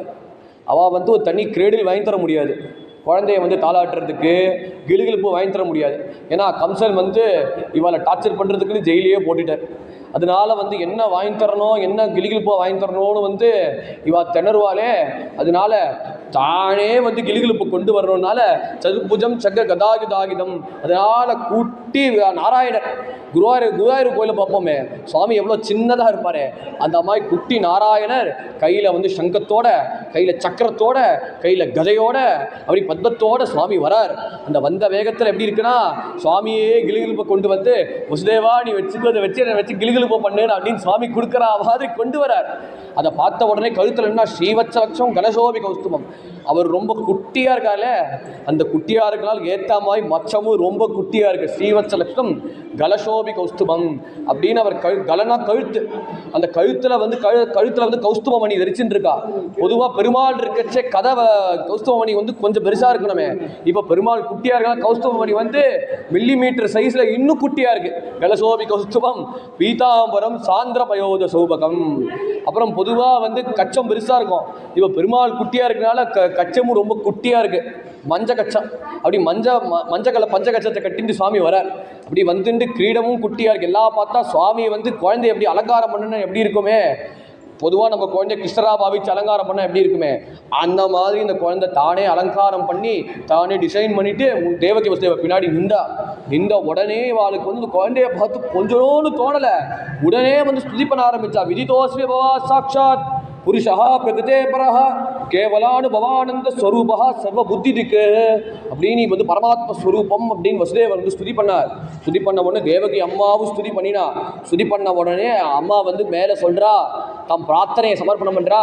சுவாமி நீ பகவானுன்னு தெரியும், இப்போ நீ குழந்தையா நீ பிறக்க போறியே, நீ குழந்தையா பிறக்க போகிறதுனால நீ வந்து 4 கையோடு நீ வந்து சோபிக்கிறியே, அந்த 4 கையை மறைச்சிட்டு 2 கையோடு எனக்கு காட்சி கொடு அப்படி கேட்ட உடனே அந்த சங்கு சக்கரத்தை வந்து மறைச்சிட்டு சாமானிய குழந்தையாட்டமாக வந்து தன்னை வந்து பிரசன்ட் பண்ணிட்டார். தன்னை கொடுத்த உடனேயே அப்போ வந்து மேலே வந்து பகவானோட கட்டளைப்படி பகவான் வந்து அதுக்கு முன்னாடி வந்து தேவகி வசுதேவாள்கிட்ட வந்து அவள் பிரார்த்தனைக்கு இணைஞ்சு பகவான் செய்ய போகிறார். அதுக்கு முன்னாடி அவள் பூர ஜென்ம ஸ்மரணையை சொல்கிற 3 ஜென்மாவாக வந்து அவள் யாராக இருந்தாருன்னா, முதல்ல பிருஷ்ணி சுத்தபஸ்ன்னு இருந்தாள். அந்த பிருஷ்ணி சுத்தபஸ் வந்து 2 பேருமே 3 வருஷமாக வந்து 3000 வருஷமாக தபஸ் பண்ணிட்டு இருக்கா. அந்த தபஸுக்கு பலனாக சுவாமிகிட்ட வந்து 3 தடவை நீ புத்திரனா பிறக்க வேண்டும், நீ புத்திரனா பிறக்க வேண்டும், நீ புத்திரனா பிறக்க வேண்டும் 3 தடவை கேட்டா. அதுக்கு பிரார்த்தனத்துக்கு இணைஞ்சு முதல்ல பிருஷ்டி சுத்தபஸுக்கு வந்து தானே பிருஷ்டி கர்ப்பனா பிறந்தார். அதுக்கு அடுத்த ஜென்மத்தில் வந்து அவளே அதித்திக்கும் கஷ்யப்பனுக்கும் வந்து திருக்குமாரனா பகவான் வந்து வாமனமூர்த்தியா ஓங்கி உலகளந்தனா பிறந்தார். அப்புறம் மூணாவதான தேவகி வசுதேவாலா வந்து பகவானே தானே வந்து பிறந்தார் அப்படின்னு வந்து இந்த ஜென்மத்தை ஞாபகப்படுத்தினார். இப்படின்னு அவன் 3 ஜென்மாவை ஞாபகப்படுத்தினது உடனே மேலே வந்து சொல்கிறார், தர்ஹிமாம் கோகுலம் பிரஜ, என்னை வந்து கோகுலத்தில் கொண்டு விடு அப்படின்னு கட்டளை விட்ட உடனே தன்னோட மாய பிரபாவத்தினால வந்த எல்லாரையும் வந்து தூங்க வச்சிட்டார். எல்லாரையும் வந்து ஹிப்னடைஸ் பண்ணி படுக்க வச்சிட்டார். அப்புறம் வந்து அந்த ஜெயிலும் பார்த்தா ஜெயிலு ரொம்ப டைட்டாக பூட்டியிருக்கார். எல்லா செக்யூரிட்டியை வந்து நிர்மூலமாக பண்ணிட்டார். கிருஷ்ணர் வந்து எல்லாரையும் படுக்க வச்சிட்டார். ஸ்லீப்பிங் டோஸ் வச்சுக்கிட்டு படுக்க வச்சிட்டார். அப்புறம் இந்த ஜெயிலோட தாப்பா இருக்கே, அந்த தாப்பா வந்து தானாக தொடர்ந்து திறந்த வேகத்தில் வசுதேவர் வந்து குழந்தைய அழிச்சுட்டு போகிறார். அப்படி குழந்தைய அழிச்சுன்னு போகிற வேகத்தில் அப்படின்னு வந்து வெளில போகிறார். அப்படின்னு வெளில போகிறச்சே அங்கே பார்த்தா எல்லா கதவையும் பட்டுன்னு ஒன்று ஒன்றா திறந்துட்டு வருது. திறந்துட்டு வந்த உடனேயே காற்று வந்து லேசாக மிதமாக அடிக்கிறது. அந்த சமயத்தில் பார்த்தா மழையும் பெய்யறது கூட. போகிறச்சே அப்போ யமுனை வந்து ரொம்ப ஃபாஸ்ட்டாக பிரவகிக்கிறது. இப்போ வந்து பகவான் வராருன்னு அதுவே வழி கொடுக்குறது. மார்க்கந்ததோ சிந்துரிவசியப்பதே அப்படின்னு பகவானுக்காகவே எல்லாம் அனுகூலமாக வழி கொடுக்கறது. பகவானுக்கு ஃபேவரபுளாக வழி கொடுக்கறச்சே அப்போ மழை பெய்யறதே பகவான் வந்து தனிப்படுமே, ஜலதோஷம் முடிக்குமே.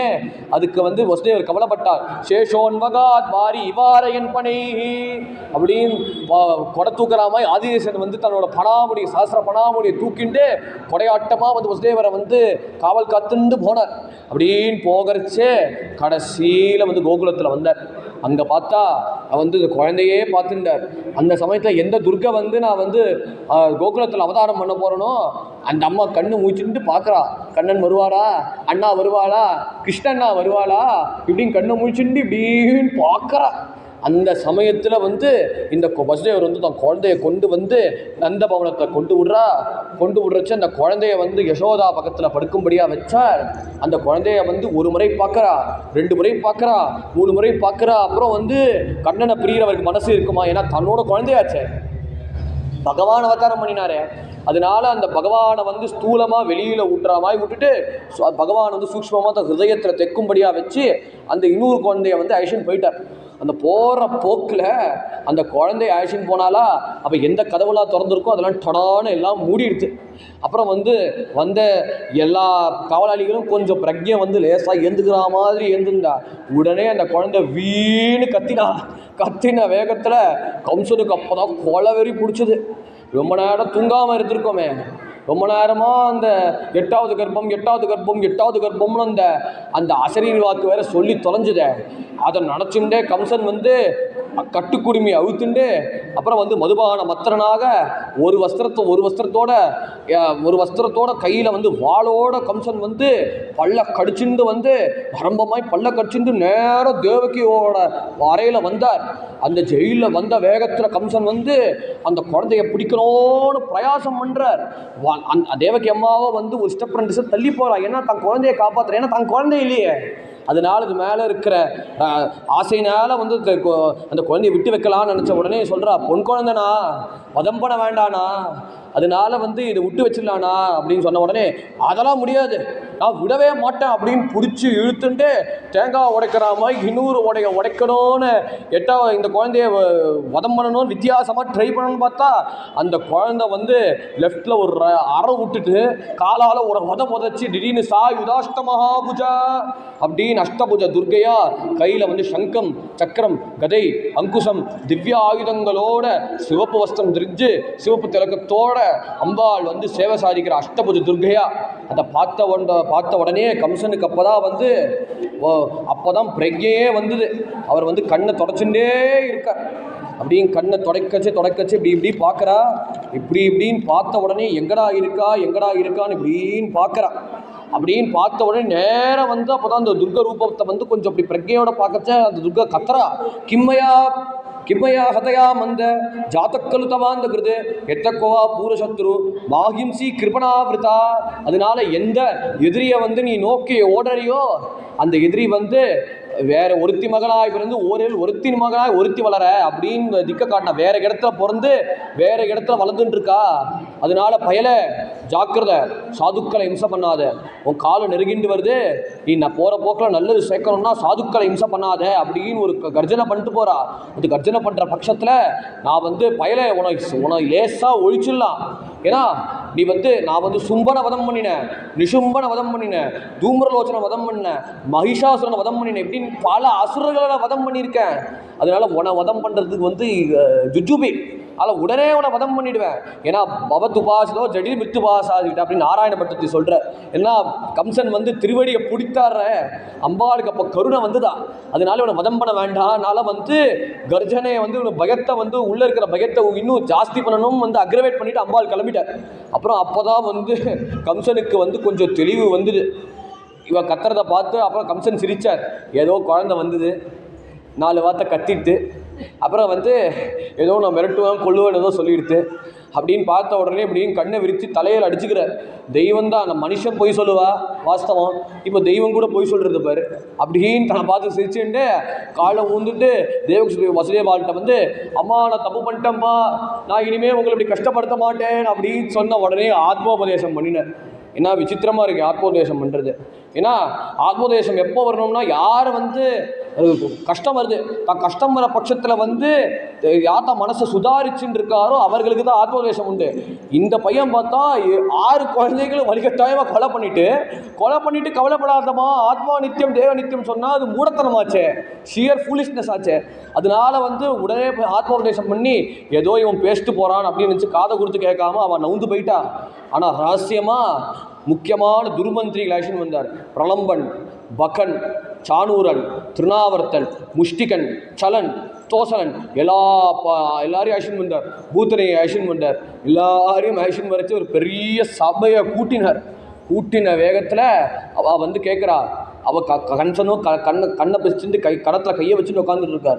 ஏதோ வந்து வேறு இடத்துல பிறந்திருக்காமே அப்படின்னு இது எந்த எதிரியை நீ தேடுறியோ அந்த எதிரி வந்து வேறு இடத்துல பிறந்திருக்கா, வேறு இடத்துல வளர்ந்துட்டுருக்கான்னு சொன்ன உடனே அந்த விஷயத்தை கபக்குன்னு பிடிச்சிட்டார்.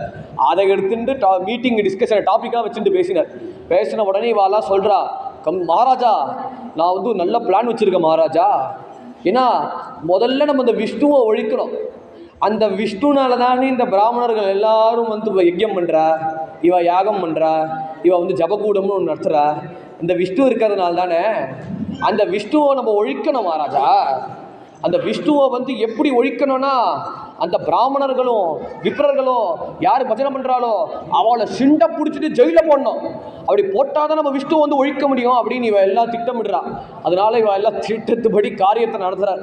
அப்போது கம்சன் வந்து சொல்கிறா, அதெல்லாம் இருக்கட்டும், எனக்கு முதல்ல அந்த என்னோட யமன் ஒருத்த வருவான்னு சொன்னாலே எங்கே இருக்கான்னு முதல்ல போய் தேடு அப்படின்னு கட்டளை இடுக்கிறச்சு. இந்த சமயத்தில் பார்த்தா அப்போது வந்து கடைசியில் கோகுலத்தில் வந்து என்ன ஆயிடுச்சுன்னா அப்போ காலை வேலை ஆகிடுச்சே வந்து யசோதை பக்கத்தில் வந்து சின்ன குழந்தை. அந்த சின்ன குழந்தைய வந்து பார்க்குறா. அந்த சின்ன குழந்தைய பார்த்தா வந்து ஒருத்தர் வந்து குறத்தி வந்தா. அந்த குறத்தி வந்து சொல்கிறா, இந்த குழந்தை யாருப்பா அப்படின்னு சொல்கிறச்சே, நான் அப்போவே சொன்னேனே பொன் குழந்தை பிறக்கும்னு பார்த்தா இப்போ கை லட்சணத்தை பார்த்தா, அந்த கை லட்சணத்தை பார்த்தா வந்து சங்கரேகை தெரியுது, சக்கரரேகை தெரியுது அப்படின்னு பார்த்தா இது பார்த்தா சாமானிய மனுஷன் இல்லைப்பா இது வந்து. ஆனால் இப்போ ரேக்கை முழுக்க பார்த்தா ஆண் குழந்தையாச்சே, நான் சொன்னது எப்படி குறி தப்பாக இருக்கலாம் அப்படின்னு இவெல்லாம் பார்த்த உடனே என்ன பண்ணான்னா அந்த குழந்தைக்கு வந்து ஒரு நல்ல தொட்டில் போட்டார். அந்த தொட்டில் தான் இப்போ பெரியாழ்வார் சொல்கிறார், மாணிக்கங்கட்டி வைரமிடை கட்டி ஆணி பொன்னால் செய்த வண்ட சிறு தொட்டில் வேணி உனக்கு பிரமன் விடு தந்தான் மாணிக்க குரலானே தாரேலோ வைய மலர்ந்தானே தாயேலோ அப்படின்னு சொல்கிறார். மாணிக்கம் கட்டி வைரமிடை கட்டி, அதனால் முதல்ல வந்து மாணிக்கம் கட்டி, அதனால் வந்து நந்தகோபன் வந்து ஒரு நல்ல தொட்டில் வாங்கியிருக்கார். ஆணி பொன்னார் செய்கிற வண்ண சிறு தொட்டு, அந்த குட்டி அழகான தங்க கலருக்கு தொட்டில் வந்து கொண்டு வந்தார். அந்த தொட்டில் கொண்டு வரச்சே அங்கே வந்து என்னன்னா அந்த தொட்டில் என்ன இருக்குன்னா மாணிக்கம் வயச்சம் வைரூம் நிறைய விதமான ஆர்னமெண்ட்ஸ் இருக்குது, நிறைய விதமான ஆபரணங்கள் இருக்குது. அந்த ஆபரணங்கள் இருக்கிறதுனால இந்த மாணிக்க குரலாலே தாளேலோ வைய மலர்ந்தாலே தாளேலோ அப்படின்னு இவ்வளோ ஆசையோட நந்தகோபன் கொடுத்தாரே.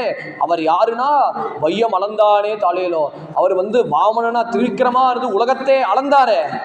அந்த வையமலர்ந்த பரபிரமத்தை வந்து இவர் லேசா வந்து தாளாட்டுறாரு அப்படின்னு சொல்றா.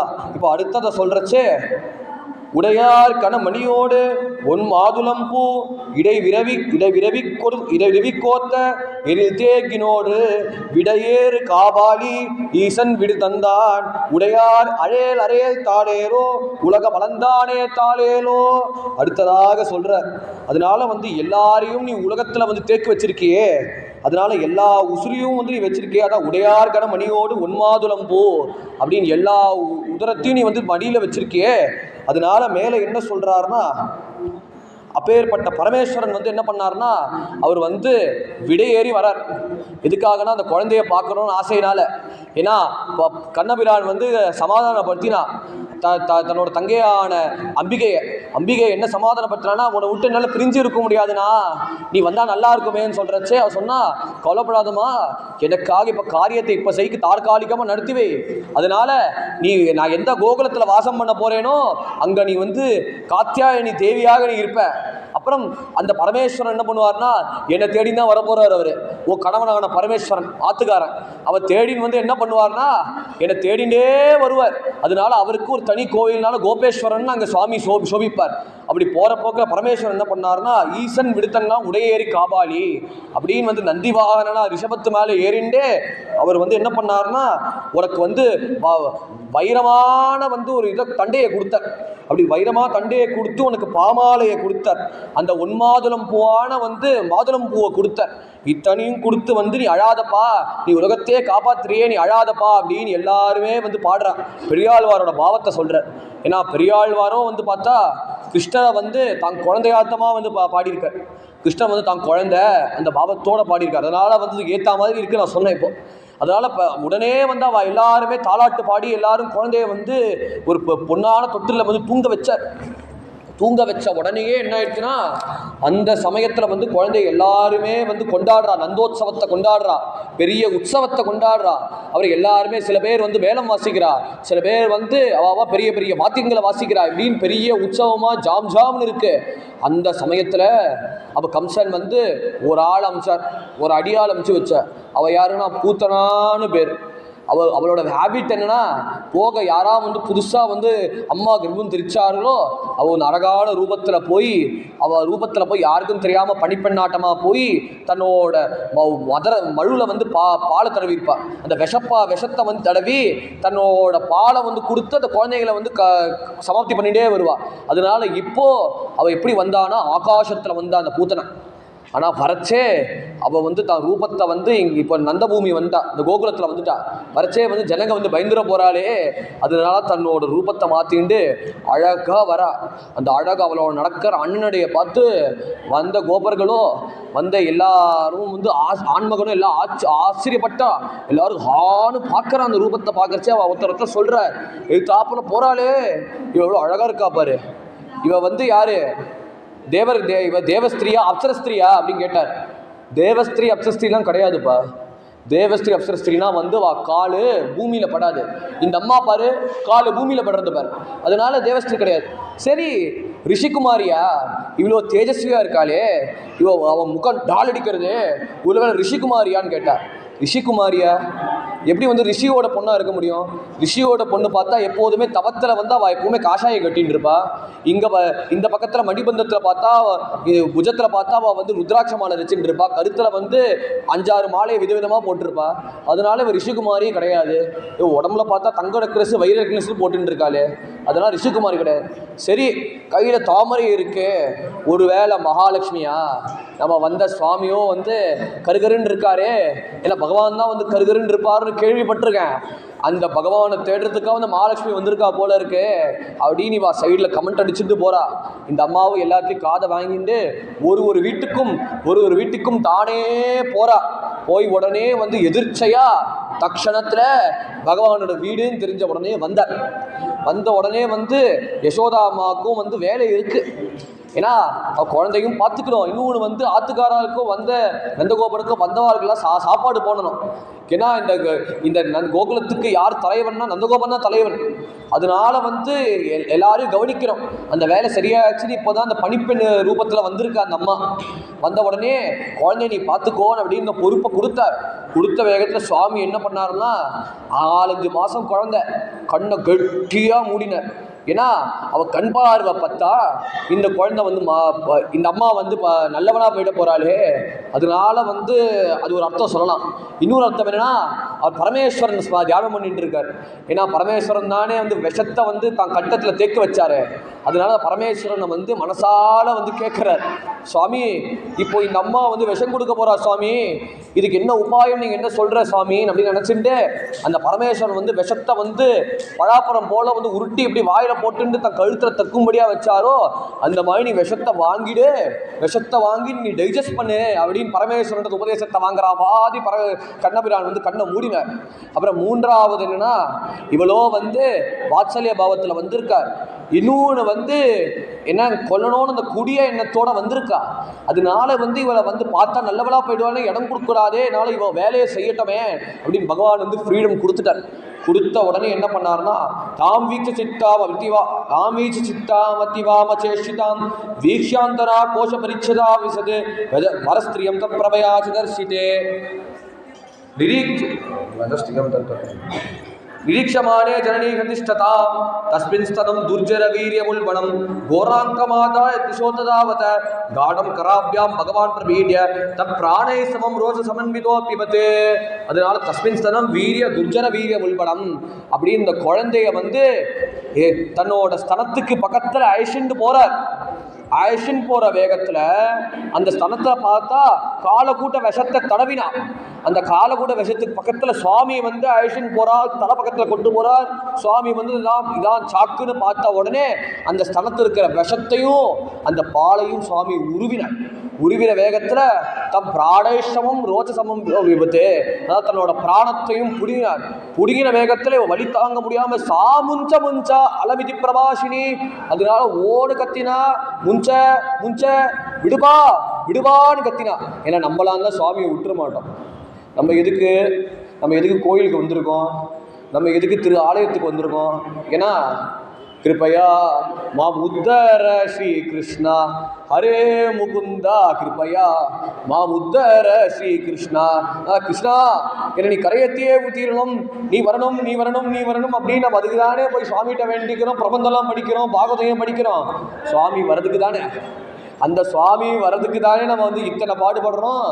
இந்த அம்மா வந்து சுவாமி பக்கத்தில் வந்தோம், சுவாமி விஷத்தை குடித்தோம், பாலையும் உருவி இப்போ சுவாமி வந்து கெட்டியாக இவ பிராணனையும் கெட்டியாக பிடிக்கிறா. இதை பிடிச்ச உடனே இந்த அம்மா போதுன்றாரு.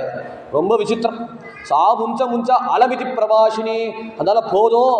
இது என்ன காட்டுறதுன்னா, நம்ம உள்ள இருக்கிற விஷயம், இந்த உலகியல் வஸ்து, நம்ம எந்த உலகியல் வஸ்து பின்னாடி நம்ம பதவி, நம்ம பேர், புகழ், அப்புறம் சர்டிஃபிகேட்டு இத்தனைக்கும் நம்ம மாடுமே அலைஞ்சுட்டு இருக்கோமோ, அந்த அந்த அந்த அலைகிற வஸ்து வந்து என்ன பண்ணுவோம், நம்மளை சுவாமியை மறைக்கிற மாதிரி வைக்கும். எப்போ சுவாமி நம்மளை கெட்டியாக பிடிச்சிக்கிறாரோ, எப்போ சுவாமி நம்மளை ஆட்கொள்ளப்படுறாரோ, அந்த ஆட்கொள்ள வேகம் என்ன பண்ணும், இந்த உலகியல் வஸ்துவை பார்த்து போதும் போதும் சொல்ல வரும். அதனால பண்ண பாவத்துக்கு சுவாமி வந்து சம்பாவனை கொடுக்குறார். ஆனால் வாத்சல்ய பாவத்தையும் ஏற்றி வச்சுக்கிறார். ஏன்னா இவ வந்து பால் கொடுக்க வந்தார், அல்லது பாலையும் எடுத்துட்டு அவ இத்தனை வருஷமா இவ்வளோ நூற்றுக்கணக்கான குழந்தைகளை வந்து சுசுவத்தி பண்ணியிருக்காளே, அந்த கோபத்தில் பாவ வாசனையை வந்து பகவான் வேரோட எடுக்கிறார். அதனால முஞ்சா அலமிதி பிரபாஷினி அப்படின்னு போதும் போதும் சொன்ன உடனே பகவான் என்ன பண்ணார், பிராணத்தை உருவினார். உருவின வேகத்தில் மூச்சு திணறி கீழே உண்டார். முதல்ல அழகியா வந்தா, கடைசியில வந்து பெரிய ராட்சச சரீரமா மாடுமாய் பெரிய சரீரத்தோட படுத்து கீழே உண்டுறார். வந்த உடனே பார்த்தா அந்த சரீரம் ஒரே மனம் அடிக்கிறது, நல்லா சுர்கந்தம் வர்றது, வாசம் வீசுறது. அதை பார்த்த உடனே இவெல்லாம் பார்க்குறா, இவ்வளோ பயங்கரமான அசுரம் வந்திருக்காளே, நம்ம கண்ணனை தாக்குறதுக்காக இப்போ பத்து அசுரன் வந்திருக்காளே, அதனால எல்லாரும் வரா. இந்த குழந்தையும் பூத்தனாவோட உடம்புல வந்து ஸ்தலத்தில் வந்து விளையாடிட்டு இருக்கு, இங்கங்க சஞ்சாரம் பண்ணிட்டு இருக்கு இந்த குழந்தை. அதனால இவ பார்த்தா, ஆஹா நம்ம பகவான் காப்பாற்றினாரே குழந்தைய. அதனால வந்து முள்ள இந்த பூதனா சைரத்தை வந்து துண்டமாக வெட்டினார். துண்டமாக வெட்டி அவளுக்கு என்ன சம்ஸ்காரமோ உரிய சம்ஸ்காரம் பண்ணினா. அது உடனே திவ்ய புருஷனா போய் பகவானோட தாமத்தில் கிளம்பினா. அப்படி பூத்தனா மோட்சம். அது கேட்டவன் என்னன்னா, சுனியா சத்தயா யுக்தோ கோவிந்தோ லபதே பரம், அது கேட்டவர்களுக்கு வந்து பகவானே கிடச்சிருவா அப்படின்னு இதோட பூத்தனா மோட்சம் மாறுது. அதுக்கப்புறம் மேலே வந்து என்னன்னா, திருநாவர்த்தன் வந்தான். இந்த திருநாவர்த்தன் வந்து என்னன்னா வந்து காத்து ரூபத்தில் வந்த அசுரன். அவன் வந்து டார்னேடோ, ஹிந்தியில் வந்து ஆந்தின்னு சொல்கிறாளே, அந்த தூஃபான், அந்த பெரிய பலமான பலத்த காத்தோட உலகத்தை வந்து அப்படியே அடிச்சுட்டே வர. ஏன்னா கம்சனோட மெயின் அடியாள், கம்சபிருத்தியா, கம்சனோட ரொம்ப க்ளோஸ் ஃப்ரெண்டு. அதனால போய் வந்து தாக்கணும்னு துணாவர்த்தம் வரா. வந்த வேகத்தில் வந்து இப்படின்னு வந்து உலகத்தையே பூகம்பம் உண்டாகிற மாதிரி இப்படின்னு சுரந்த வேகத்தில் கண்ணனோட அறை வந்தா. வந்த வேகத்தில் யசோதை வந்து குழந்தைய தாலாட்டு தொட்டில் வேகத்தில் வச்ச வேகத்தில் என்ன ஆயிடுச்சுன்னா, திருநாவர்த்தன் வந்து லபக்குன்னு பையனை திருடிண்டு மேலே போயிட்டான். மேலே வேகத்தில் என்ன ஆயிடுச்சுன்னா, கிருஷ்ணனை வந்து ரொம்ப ஒரு லோகம் இல்லை 2 லோகத்துக்கு இப்படின்னு அழிச்சுட்டு போனான். ரொம்ப ஆகாசத்துக்கு மேலே போயிட்டான். அப்போ பகவான் வந்து இவன் ஆலிங்கனம் பண்ண ஆலிங்கனம் ரொம்ப காலமாக கட்டி பிடிக்கிறானே, நாளைக்கு இவனோட ஆசைக்கும் அன்புக்கும் வந்து பகவான் கட்டுப்படுற மாதிரி கட்டுப்படுத்தி திடீர்னு தான் ரூபத்தை கரிமா அப்படி தான் சரீரத்தை வந்து ரொம்ப கணிச்ச வேகத்தினால அந்த திருநாவர்த்தனால இந்த மூச்சை தாங்க முடியல. அந்த மூச்சு தாங்க முடியாமல் கொலாப்ஸ் ஆகி அப்படியே பிராணம் போய் கீழே ஊந்துட்டார். உடனே ஒரு ஜோதி வந்து பகவானோட ஐக்கியமாச்சு, அப்படி திருநாவர்த்த மோட்சம். அப்புறம் வண்டி ரூபத்தில் வந்த சகடாசுரனையும் பகவான் வந்து காலால் உதைத்து வதம் பண்ணா. கொண்ட சகட உடைத்தான் உடல் போற்றி அப்படி சகடாசுரனை வந்து ஒரே ஒரு உதையினாலே வதம் பண்ணிட்டார். அப்புறம் 3 ஆபத்து வந்தது நம்ம குழந்தைக்கு வந்து கிடந்தம் பாது கோவிந்த சயானம் பாது மாதவா அப்படின்னு கோமூத்திரத்தினால, பசுவோட மூத்திரத்தினால ஸ்நானம் பண்ண வச்சார். ஏன்னா கோணார்களாச்சே, இவா கோணார்கள்னால அங்கே எல்லா மாட்டு கோசாலை வந்து பெருசாக இருக்கும். அங்கே அவள் வேலை என்ன, கோசாலை தான் காப்பணும். அதான் பகவான் கீதையில சொல்றார், ரிஷி கௌரக்ஷ வாணித்யம் வைஷகர்ம ஸ்வபாவஜம். அப்படி முதல்ல என்ன விவசாயம். இந்த விவசாயம் தான் வயல்ல தான் 24 மணி நேரம் வேலை. அப்புறம் முக்கியமாக என்ன கோரக்ஷியம், பசுமாடுகளை காப்பாற்றணும். ஏன்னா கோமாதா என்று குலமாத்தான்னு பாட்டை நம்ம எல்லாரும் கேட்டிருக்கோம். அந்த கோமாதா வந்து சரீரத்துக்குள்ள பசுமாடுக்குள்ள 33 கோடி தேவர்கள். அந்த கோமாதாவோட உடம்பதான் வந்து கடிக்கிறானால தான் 1857 ரிவால்ட்டே வந்து முதல் வாரம் ஆஃப் இண்டிபெண்டன்ஸ் நடந்தது காரணமே. அந்த கோமாதாவை கடிச்சு வந்து அவள் துப்பாக்கியில் போடுறா. அதனால தான் பெரிய யுத்தம் நடந்தது காரணமே. ஏன்னா ரொம்ப புனிதம் அந்த கோமாதா. அதனால கௌரக்ஷியம் முக்கியமாக வந்து மாடை வந்து காப்பாற்றணும். அப்புறம் கிருஷி கௌரக்ஷ வாணிஜ்யம். 3வது என்னன்னா வந்து வியாபாரம். அந்த வியாபாரத்தில் வந்து ரொம்ப நேரம் கடையிலேயே இருக்கணும். கடையில் இருந்துட்டு அவளுக்கு பொய் சொல்கிறது தர்மம், நம்ம பொய் சொன்னால் அதர்மம். அதனால் வந்து சொல்கிறேன் நம்ம பொய் சொல்கிறோம்னு நினச்சிக்கூடாது. அந்த பொய்யை வந்து எந்த விதத்தில் சொல்லணும், எந்த விதத்தில் சொல்லக்கூடாதுன்னு வந்து நேற்று தினம் கதையில் பார்த்துருக்கோம். அதில் வந்து எங்கே பொய் சொல்லணும்னா வந்து எதாவது கஷ்டம் நடக்கிறது, எதாவது தப்பு தண்டா நடக்கிறதுனா ஒருத்தர் உயிரை காப்பாற்றுற பட்சத்தில் அந்த பொய் வந்து சொன்னால் வந்து அது புண்ணியம், மற்ற விஷயத்தில் சொன்னால் பாவம். அதனால் இவர்களும் என்ன வியாபாரி, இவா வந்து பொய் சொல்லி தான் வந்து மார்க்கெட்டிங் தான் பண்ண முடியும். அதனால இவா வேலையினால கிருஷி கௌரக்ஷ வாணிஜ்யம் வைஷகர்ம ஸ்வபாவஜம். அதனால தன்னோட தர்மமான பசுமாடை காப்பாற்றுற. அந்த பசுமாடு 100கணக்கான இல்லை லட்சக்கணக்கான பசுமாடுகள். அந்த பசுமாடுகள் அப்படி இருக்குன்னா வாங்க குடன் நிறைக்கும் வள்ளல் பெரும் பசுக்கள் எல்லாம் வந்து குண்டு குண்டா அப்படி அழகா இருக்கும். இப்போ இருக்கிற பொதிமாடு கிடையாது, எல்லாம் வாங்க குரல் நிறைக்கும், நிறைய பால் நல்லா சுமக்கும், வயசானாலும் பால் நல்லா வந்து தாரதாரையாக சுமக்கும். இப்போ இருக்கிற பொதிமாது இல்லை, அப்படின்னு வந்து எல்லாம் வந்து முதுக்கு வந்து அப்படி இருக்கும், கழுத்து வந்து நீண்டு இருக்கும். அந்த பசுமாடு இருக்கிற இடத்துல கோசாலையில் வந்து கோமூத்திரையை ஸ்தாபகித்துவா அப்படின்னு வந்து பகவானோட நாமங்களை சொல்லி இவருக்கு ரக்ஷை இடுறார். ஏன்னா சாட்சாத் பகவானுக்கே ரக்ஷை இடுறாவா அப்படின்னு இவா எல்லாம் ரக்ஷை இட்டு மேலே கஷ்டம் வரக்கூடாது அப்படின்னு வந்து இத்தனையும் பண்ணுற வேகத்தில் அந்த சமயத்தில் வந்து பார்த்தா இவர் வந்தார், கர்காச்சாரியார் வந்தார். கர்க புரோஹிதோ ராஜன் யதுநாம்ச மகாதவா பிரதஜகாமனந்தஸ்ய வசுதேவ பிரசோதிதா அப்படின்னு வசுதேவர் பிரேரணையினால கர்கன் வந்து கோகுலத்துக்கு வந்தார். ஏன்னா பேர் தெரிஞ்சா கம்சன் வந்து கொன்னுடுவார். அதனால் யாருக்கும் தெரியாமல் தலையில் வந்து போர்வையை போத்திட்டு கர்காச்சாரியார் வந்து கோகுலத்தில் வந்தார். அப்போ வந்து மேலே வந்து நந்தபாபாவோட இடத்துக்கு வந்து சேர்ந்த இடத்துல வந்து பார்த்தா அங்கே இருக்கிற எல்லா குழந்தைங்களும் எல்லா ஜனங்களும் வந்து ஆசையாக பார்க்குறா. இந்த கை குழந்தையை பார்த்து கொஞ்சியே தீரணுமே, பேர் வச்சா அந்த பேரை செல்லமாக கூப்பிடணுமேன்னு எல்லாரும் ஆர்வ கோளாறாக இருக்க அந்த கோபர்கள் அப்படின்னு ஆர்வத்தோடு பார்க்கறச்சே அவள் எல்லாருமே சுவாமிகிட்ட வந்து போனோம் நினைக்கிறச்சே இவர் சொல்கிறார்.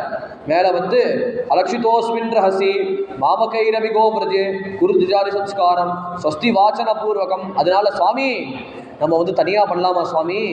ஏன்னா வசுதேவரோட சங்கடம் என்னன்னு அடியனுக்கு தெரிஞ்சிருக்கு. அதனால நம்ம வந்து யாருக்கும் இருக்க வேண்டாம், யாருக்கும் பயம் வேண்டாம். அதனால நம்ம வந்து பேர் வைக்கிற சம்ஸ்காரம் மட்டும் நம்ம தனியாக வச்சிடலாம். இந்த வந்த ஜனங்களுக்கு வந்து அப்புறமா பேர் வேணா சொல்லிடலாம். அதனால தனியாக நம்ம அறைக்கு வாங்க சுவாமி, அந்த அறைக்கு வந்து இந்த குழந்தைக்கு 2 குழந்தைக்கு என்ன பேர் வச்சுக்கணுமோ வச்சுக்கலாம் அப்படின்னு ரோஹிணி அம்மாவுக்கு வந்து ஒரு குழந்தை, அந்த குழந்தையும் வெள்ளையா இருக்கார். அப்புறம் யசோதா அம்மாவுக்கும் வந்து பக்கத்தில் குழந்தை, இன்னொரு குழந்தை கருன்னு இருக்கார். அப்படின்னு 2 பேருமே ஆக்ஷன் வர, அப்படி 2 குழந்தைங்களோட ஆக்ஷன் வரச்சு நந்தகோபாலனோட ஆற்றுல வந்தார். அந்த வீட்டில் வரச்சு அப்போ கர்காச்சாரியார் வந்து முதல்ல இந்த வர அந்த குழந்தைய பார்த்தார். இந்த ரோஹிணி புத்திரனை பார்த்து, அயம் வி ரோஹிணோ புத்திரா ரமயன் சுகிருதோ குணைஹி ஆக்கியா சதே ராமகிதி பலாதிக்யா பலம் விபுஹோ. அப்படின்னால இந்த குழந்தைக்கு ராமன்னு பேர் வச்சுக்கலாம். ஏன்னா இவன் வந்து எல்லாரையும் ரமிக்கிறார், அழகுனால எல்லாரும் ரமிக்கிறார். அப்புறம் என்ன முக்கியமா என்ன பலாதுக்கியா, இவர் முன்னாடி வந்து இவரோட பௌருஷத்தினாலேயே வந்து லோகத்தையே வந்து ரமிக்கும்படியா செய்வார். அதனால இவர் பலராமன்னு பேர் வச்சிடலாம் அப்படின்னு முதல் குழந்தைய பலராமன்னு பேர் வச்சார். அப்புறம் 2வது வந்து இந்த குழந்தையே பார்த்துட்டு இருக்கார். அந்த குழந்தை வேணும், குழந்தை வந்து இவரையும் பார்க்குறார். இப்படி குழந்தைய உன்னிப்பாக கவனிக்கிறச்சே கையில் ஜபமாலை ஒட்டின்னு இருக்கார். விஸ்வம் விஷ்ணு வசத்காரோ பூதபவ்ய போத் பிரபு பூதகத் பாவோ பூதாத்மா பூதவாவரண பூதாத்மா பரமாத்மா ச அப்படின்னு சொல்கிறச்சே இந்த நந்தபாபானுக்கு ஒரே கோபம் வந்தது. சுவாமி என்ன சொல்கிற சுவாமி? ஒன்றும் இல்லைப்பா, சஹஸ்ரநாமம் சொல்கிறேன். ஏன் சுவாமி அடிக்கடி பூதம் பூதம் பூதம் சொல்கிறேன் சுவாமி? எனக்கு வயிற்ற கலக்கிறது சுவாமி. ஏதாவது நல்ல பேர் சொல்லுங்க சுவாமி, மங்களமான எல்லாருக்கும் கேட்குற மாதிரி எல்லாரும் செல்லவா கூப்பிட்ற பேர மாதிரி சொல்லுங்க சுவாமி அப்படின்னு கேட்கறச்சே, கதமஸ்ய நாம குருவே சஹஸ்ரநாமோன்னு எனக்கு நாமோவா அப்படின்னு பட்டத்திரி சொல்கிறார். இவர் என்ன நாமத்தைப்பா வைக்கிறது? இவருக்கு வந்து ஒரு நாமம் சொன்னால் பத்தாதேப்பா, இவருக்கு வந்து ஆயிரக்கணக்கான நாமங்கள் இருக்கு. சஹஸ்ரநாமனோ அனந்த நாமனோவா, இவருக்கு பேர் என்னன்னு வந்து கோடிக்கணக்கான நாமங்கள் இருக்கு. அதனால வந்து என்ன ரகசியமா என்ன நாமத்தை வைக்கணும் அப்படின்னு கர்கர் ஆலோசனை பண்ண வச்சே, கிருஷிதாவது நகாராபியாம் ஜெகதகர் கிருஷித்வா கதமை கிருஷ்ணதாவதே கதனோத்து அப்படின்னு இந்த குழந்தைய பார்த்த உடனே கிருஷ்ணா அப்படின்னு இந்த பேர் வச்சார். அந்த கிருஷ்ணர்னா என்னன்னா வெளியில என்ன அர்த்தம்னா கருப்பு, இவர் நிறத்தை பார்த்தனால கருப்புன்னு வச்சார். சுக்லோரத்னஸ்ததா பீதா இதானி கிருஷ்ணதாங்கதா. அதனால பூர்வத்தில் அவர் எப்படி இருந்தார்? வெள்ளையா இருந்தார்.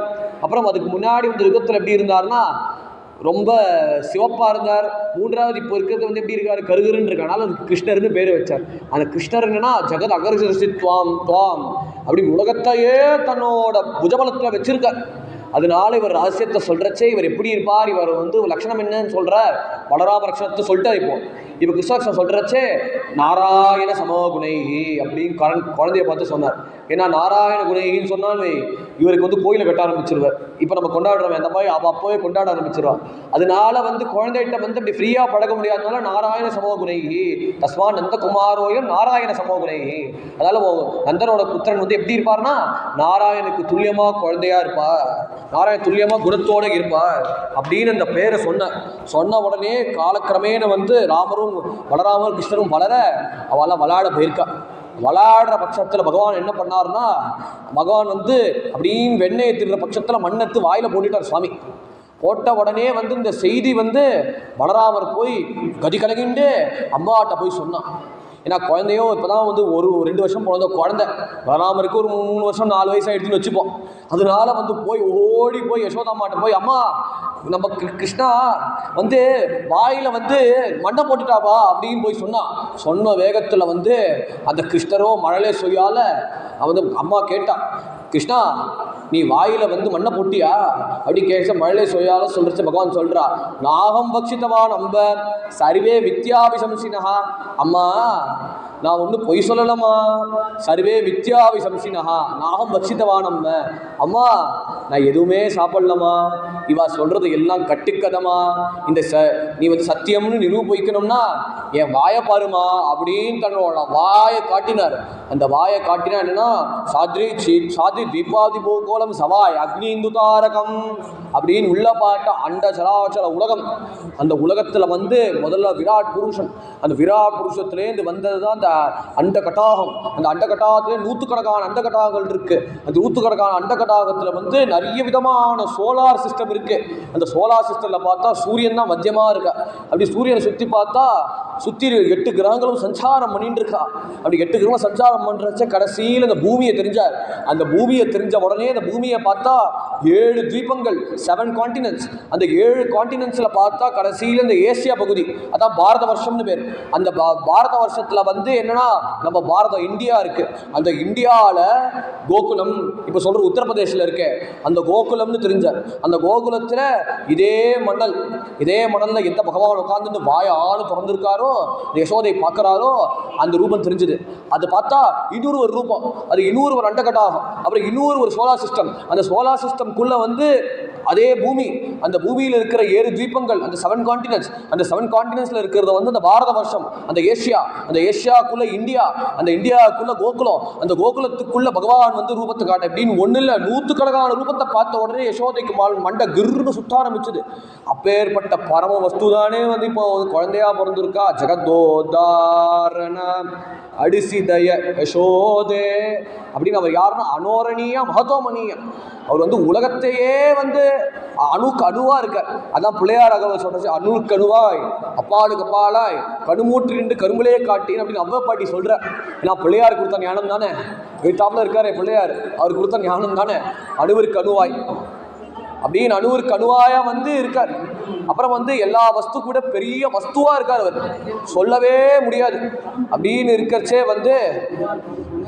இருக்கச்சே எல்லாத்தையும் கூட பெருமையா இருக்கவர் எளிமையா என்ன பண்றாருன்னா அடிசிதய யசோதே, அந்த யசோதைக்கு வந்து ரொம்ப தன சுலபனா ஆக்கினாரே அப்படின்னு வந்து இத்தனையும் காட்டி அந்த முழுக்க காட்டணும்னு யசோதைக்கு வந்து மாயை மறைச்சா மாதிரி மாயை மறைச்சிட்டு திரும்ப யசோதை திட்டு வாங்குற மாதிரி வாங்கிட்டு, யசோதை திட்டுறா மாதிரி இவன் திட்டு வாங்குற மாதிரி வாங்கிட்டு பழையபடி கிளம்பினார் அப்படின்னு யசோதைக்கும் நடந்த விஸ்வரூப தரிசனம்.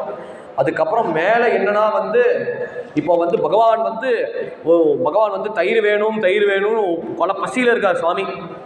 அப்போ என்ன பண்றான்னா ஆத்துல வந்து அப்போ யசோதம்மா வந்து பால் கடையிற வேகத்துல அப்போ வந்து கண்ணன் வந்து கேட்குறா, அம்மா எனக்கு வெண்ணெய் வேணுமா. அந்த தயிர் இருந்தால் தயிரை தான் வெண்ணெயானோம். அதனால இந்த கண்ணனுக்கும் உடம்பு ஒரே பசினால அம்மா எனக்கு வெண்ணெய் வேணுமா அப்படின்னு கேட்டவங்கள கொஞ்ச நேரம் இருப்பா, நான் வந்து இந்த தயிரை கடைஞ்சிட்டு வரேன், தயிரை கடைஞ்ச அப்புறம் உனக்கு வெண்ணெயை கொடுக்குறேன் அப்படின்னு சொன்ன உடனே கண்ணபிரான் வந்து எவ்வளோ நாள் காத்துட்டு இருக்காரு. அதனால வந்த கோபத்தை ஹர்த்தும் கும்பே வினித கரையை சுவாது ஐயங்கவீனம் அப்படின்னு தேசியர் கோபால விம்சதி சொன்ன மாதிரி வந்த கோபத்தில் கையில் என்ன பண்ணாருன்னா மண்ட தண்டை கிருத்திய பாடிதம் அந்த தேதடி பாஜனந்தோயா அப்படின்னு வந்து இங்கே சுக்காச்சாரிய என்ன சொன்னார்னா கையால் வந்து மந்த தண்ட கையில் வந்து கல்லாலே உடைச்சார் அப்படின்னு சொல்கிறார். இங்கே பாரதப்பட்டத்தை சொன்னார்னா மந்த தண்ட கிரகிய, ஒரு கையில் கல், இன்னொரு கையில் வந்து என்னன்னா வந்து குச்சி, அந்த கையும் குச்சியும் 2மா சேர்ந்து வந்து அந்த பானையை வந்து ஒரு போட்டு உடைச்ச வேகத்தில் அந்த தையோ வந்து என்னன்னா வெண்ணையோட சாரம் கொஞ்சம் இருக்குமே, அதனால அப்படியே தயிர் இருக்கிற எல்லா சாரத்தையும் பகவான் வந்து அப்படியே நக்கிண்ட வேகத்தில் அப்படின்னு கொஞ்ச நேரம் பார்த்தா ஏதோ சத்தம் கேட்டுது. அப்படி யசோதை ஓடி வந்து கண்ணனை வந்து சம்பாவனை பண்ணியே தீரணும், கண்ணனை திட்டியே தீரணும், கண்ணனுக்கு வந்து பெரிய பனிஷ்மெண்ட் கொடுத்தே தீரணும்னால என்ன பண்ணார்னா அந்த உரல்ல அது கயிறை கட்டினா, அந்த கயிறை கட்டினா எங்களோட மக்கினம் கீழே அதனால 2 கம்மியாக இருந்தது.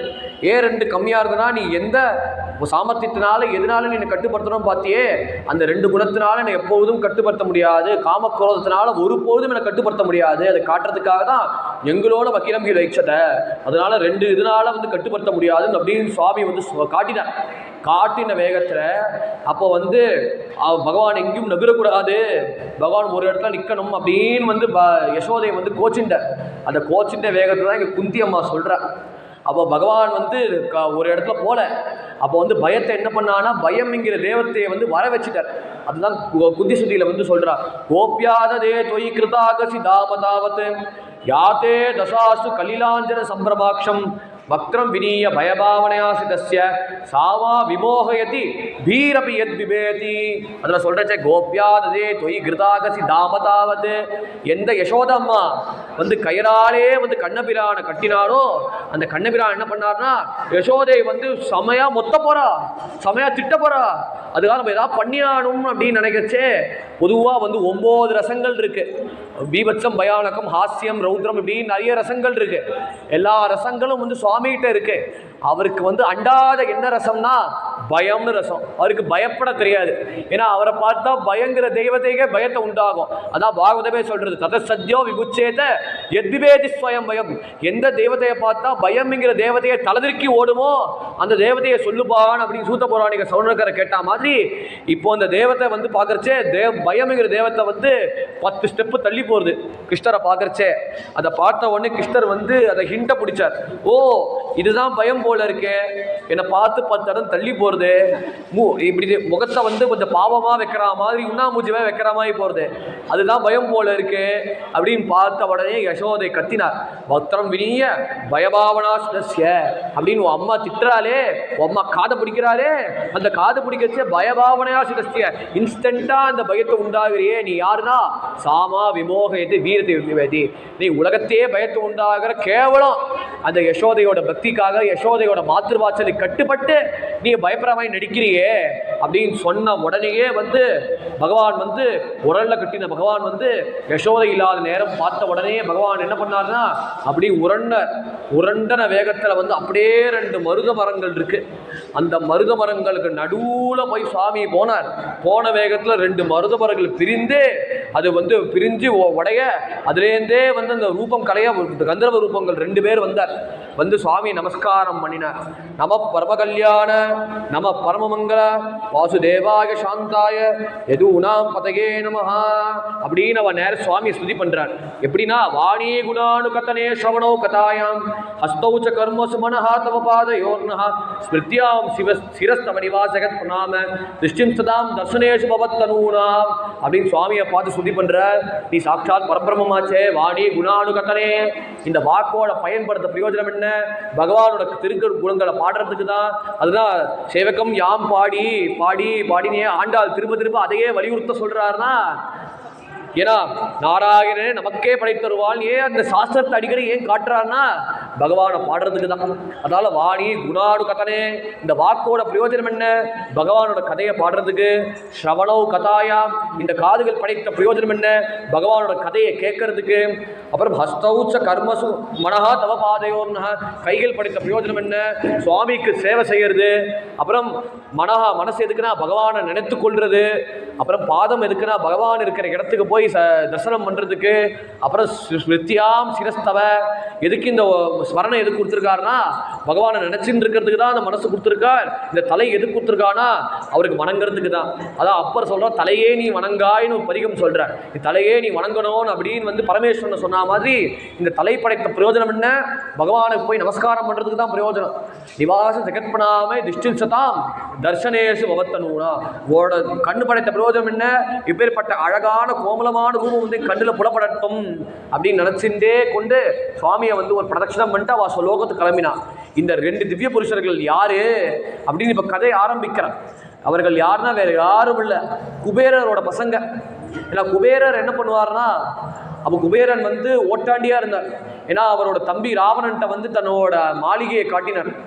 அந்த ராவணனோ வந்து என்னாச்சு, இந்த அப்போ முதல் லங்கால ராஜா யாருன்னா குபேரன் தான் ராஜா.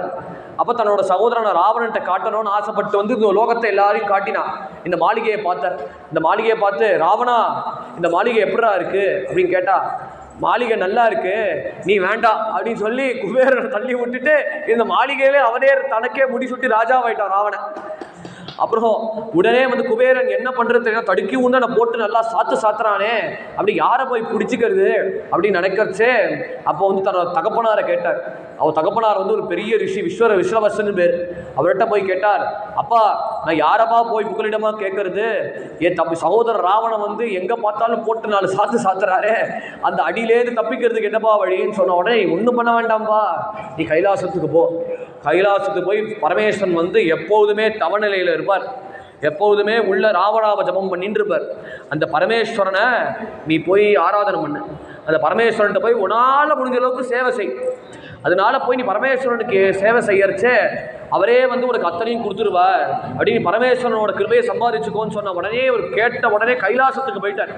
அப்போ பரமேஸ்வரன் வந்து ஓரத்துலேருந்து பரமேஸ்வரனை பார்த்தார். அப்படியே குளிர் கைலாசம். அங்கே பனியில் இருக்கிற கைலாசத்தில் சுவாமி வந்து கண்ணை மூடிண்டு தியானம் பண்ணிட்டு இருக்கார். அப்புறம் எப்போதுமே ஜபம் பண்ணிட்டு இருக்கார். அப்புறம் ஓரமாக திரிசூலம் இருக்குது. அப்படியும் வந்து திரிசூலம் ஒட்டிலாப்பிலே டக்கா இருக்குது, டவரும் இருக்குது. அப்படி கண்ணை மூடிண்டே வந்து புலித்தோல் அணிந்து சுவாமி வந்து தியானம் பண்ணிட்டு இருக்கார். நெற்றி நிறைய விபூதி அடிச்சுட்டு இருக்கார். அந்த பரமேஸ்வரன் தியானம் பண்ணுற கோலத்தில் பார்த்து இவர் போய் என்ன பண்ணார்னா, இவர் ஆளே இல்லையே, அதனால நம்ம வந்து ஏதாவது விசிறலாமே அப்படியே இந்த விசிறியை எடுத்துட்டு அந்த விசிறியாலே பரமேஸ்வரன் கைங்கரியம் பண்ணினார். அப்படி பரமேஸ்வரன் ரொம்ப வருஷம் இல்லை, 1000 வருஷமாக பரமேஸ்வரன் தியானத்தில் இருக்க. இவர் பொறுமையாக நோகாமல் வருத்தப்படாமல் சலிக்காமல் விசிறிண்டே இருந்தார். விசிறின உடனே இப்படின்னு ஒரு பார்வை பார்த்த உடனே எந்த வைஷ்ணவன் வந்து விஸ்வசோட புத்திரனாக இருந்தாலும் பின்னாடி குபேரன் ஆகிட்டார். குபேரனாய் வந்து அவர் பக்கத்தில் இருக்கிற ஊரான அலங்காபுரின்னு ஒரு பெரிய ஊர் வந்து கொடுத்துட்டார் பரமேஸ்வரன். அந்த பரமேஸ்வரன் மேலே நம்ம நல்லபடியாக இருக்கோம் அப்படின்னு குபேரன் அந்த வினயத்தோடையே இருக்கார். ஆனால் பெரிய பணக்காரனாக இருந்தவன் வந்து புள்ள எப்படி இருப்பான், அப்படியே டோட்டல் ஆப்போசிட்டாக தானே இருப்பான். அப்படி தான் 2 பசங்களும் இருந்தான். அவள் வந்து ஒரு ஒரு ஒரு குட்டையில் வந்து நீராடின்னு இருக்கா. அங்கே இருக்கிற எல்லா ஸ்திரீகளோடையும் சேர்ந்து விளையாடிட்டு கேலி பண்ணிட்டு கிண்டல் அடிச்சுட்டு விளையாடின்னு இருக்கா. அப்போது அந்த சமயத்திலிருந்து புரோஷ வேலை எடுத்து பரமேஸ்வரன் வரப்போறார் அப்படின்னு நாரதர் வந்து சொல்கிறார். சொன்ன வேகத்தில் நாரதரும் வரார் அப்படின்னு கேட்ட உடனே எல்லா ஸ்திரீகளும் கப்சப்புன்னு தலதிருக்கி ஓடி போய் அவள் எல்லாம் வஸ்திரத்தை மாட்டிட்டு பொட்டுட்டு நமஸ்காரம் பண்ணார். கடைசியில் பார்த்தா அந்த 2 பசங்க அப்போ தான் கொஞ்சம் மதுபானம் பண்ணியிருக்கார். மதுபானம் பண்ணிட்டு வந்து அந்த நதியில் வந்து அந்த குட்டையில் ஸ்நானம் பண்ணினார். ஸ்நானம் பண்ணோட வஸ்திரம் இல்லாமல் போய் நாரதர் முன்னாடி நின்றார். அவர் பார்த்தார், என்னடா சொர்ணேலியாடா நீ மரமா போக்கடவுது அப்படின்னு பரிகாசம் பண்ணார். அந்த 2 பேருக்கு அப்போ தான் கொஞ்சம் பிரஜையே வந்தது. வந்த உடனே சொன்னார், சுவாமி அபச்சாரம் பண்ணிட்ட சுவாமி, இனிமேல் தப்பு பண்ண மாட்டேன். ஏன்னா குபேரன் நினச்சேன், ஏன்னா பசங்களும் கர்வத்தோடு இருக்காளே, பணம் இருக்குன்னு அந்த கர்வத்தோட எவ்வளோ கர்வத்தோடு இருக்காளே, நான் தான் இல்லைங்கன்னு என்னால் நினச்சேன் என்ன வேணால் செய்ய முடியும் அப்படின்னு திமிரோடு இருக்காளே, இது திமிருக்கு யார் பாடம் கொடுப்பார்னு நினச்சிருச்சே, அதுக்கு பரமேஸ்வரன் இந்த மாதிரி லீலையை பண்ணார் அப்படின்னு சில புராணத்தில் சொல்லியிருக்கார். அப்படின்னு நாரதர் வச்சு இந்த லீலையை பண்ண உடனே நமஸ்காரம் பண்ணினார். சுவாமி இனிமேல் தப்பு பண்ண மாட்டேன், அதனால கவலைப்படாதப்பா, நீ வேற எங்கேயும் நீ மரமா போகிறது, பிருந்தாவனத்திலே நீ மரமா நீ பிறக்கிற பாக்கியம் கிடைக்க போகிறது. ஏன்னா புல்லாய் பிறவி வேண்டும் ஊத்துக்காடு பாடினாரு. ஏன்னா அந்த பிருந்தாவனத்தோட மகிமை என்னன்னா வந்து பெரிய க்ஷேத்திரம் அந்த பிருந்தாவனம். இப்போ நினைக்கிறா, ஏன்னா அங்கே தான் பக்தியோட மனமே இருக்குது பிருந்தாவனத்தில். ஏன்னா ஒரு டீக்காரனவாள், அங்கே இருக்கிற வந்து ஒரு டோங்காக்காரனோ, அங்கே இருக்க ஆட்டோக்காரனோ, அவள் போய் பார்த்தா வாக்கில் வந்து எப்பொழுதுமே கண்ணபிரான் நாமமும் ராதையோட நாமத்தையும் எப்போதுமே வந்துட்டு இருக்கோம். அவளை பார்த்தா ராதே ராதேன்னு சொல்லுவாள். அதனால அப்படி பக்தி மணக்கிற க்ஷேத்திரமான பிருந்தாவனத்தில் நீ மரமா போ கடவுது அப்படின்னு சாபத்தை கொடுத்த உடனே, சுவாமி எவ்வளோ வருஷமா சுவாமி பகவான் வரவேற்கும் நீ மரமா போ கடவுது, எப்போ பகவானோட சம்பந்தம் உனக்கு ஏற்பட்டதோ அப்போ உனக்கு சாப விமோசனம் ஆயிடும் அப்படின்னு சொன்ன உடனேயே வந்து அந்த சாபத்தை ஏற்றுண்டு நரகூர மணிக்கிரீவரும் வந்து அவன் 2 பேருமே மரங்களாக இருந்துட்டு பகவான் வருவாரா பகவான் லீலை பண்ணுறத ஒன்று பார்த்துட்டு கேட்டுட்டு ரெஸ்ட்டுண்டு பகவானோட பிறப்பையும் கேட்டு ரெஸ்ட்டுண்டு இத்தனையும் மரமாக இருந்து கேட்டுட்டார். அப்போ எப்போ பகவான் வந்து உரலையோட கட்டிண்டு இப்படி உரண்டு பிறண்டு குப்புறப்படுத்துன்னு நடந்து வராரோ, எப்போ பகவானோட சம்பந்தம் ஏற்பட்டதோ அப்போ உஷாராய் பகவான் ஒரு பிரதட்சணம் பண்ணி நமஸ்காரம் பண்ணி கிளம்பினார். சுதி பண்ணியே கிளம்பினார், ஸ்வலோகத்துக்கு கிளம்பினார். அப்புறம் மேலே வத்சாசுரன் ஒரு அசுரன் கண்ணுக்குட்டி ரூபத்தில் வந்து கன்றுக்குனிலா இருந்தால் கடல் போற்றி அப்படி கண்டு ரூபத்தில் வந்து அசுரன் பகவான் வந்து ஒரு சுரட்டி அந்த அசுரனை வதம் பண்ணிட்டார். அப்புறம் மேலே வந்து திருநாவர்த்தனோட தம்பியான பகாசுரன் வந்து தான் அண்ணாவை சமாப்தி பண்ணிட்டாரே அப்படி பழிவாங்கிற எண்ணத்தோட பகாசுரன் வந்தான். அந்த பகாசுரன் வந்து நீ பெரிய வாயை திறந்து குக்கு ரூபத்தில் வந்த அசுரன் பெரிய வாயை திறந்து கிருஷ்ணரை வந்து விழுகணும்னு நினைச்சார். கிருஷ்ணர் திடீர்னு ரூபத்தை பெருசு பண்ணி புல்லின் வாய் கீண்டானே பொல்ல அழக்கனே அப்படின்னு அந்த வாயை கிருஷ்ணர் பகாசுரனையும் சமாப்தி பண்ணிட்டார். அப்படி வச்சாசுரனையும் பகாசுரனும் சமாப்தி பண்ண உடனேயே அப்போ பகவான் வந்து மேலே இப்போ லீலை ஆரம்பிக்கிறார். அப்போ பகவான் வந்து கண்டிப்பாக சொன்னார்,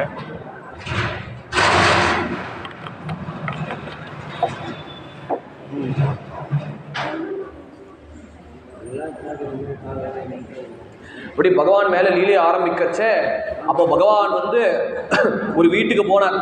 வெண்ணெய் திருடன். ஆமாம், ஒரு வீட்டுக்கு போனான், வெண்ணெய் திருடணும்னு போனார்.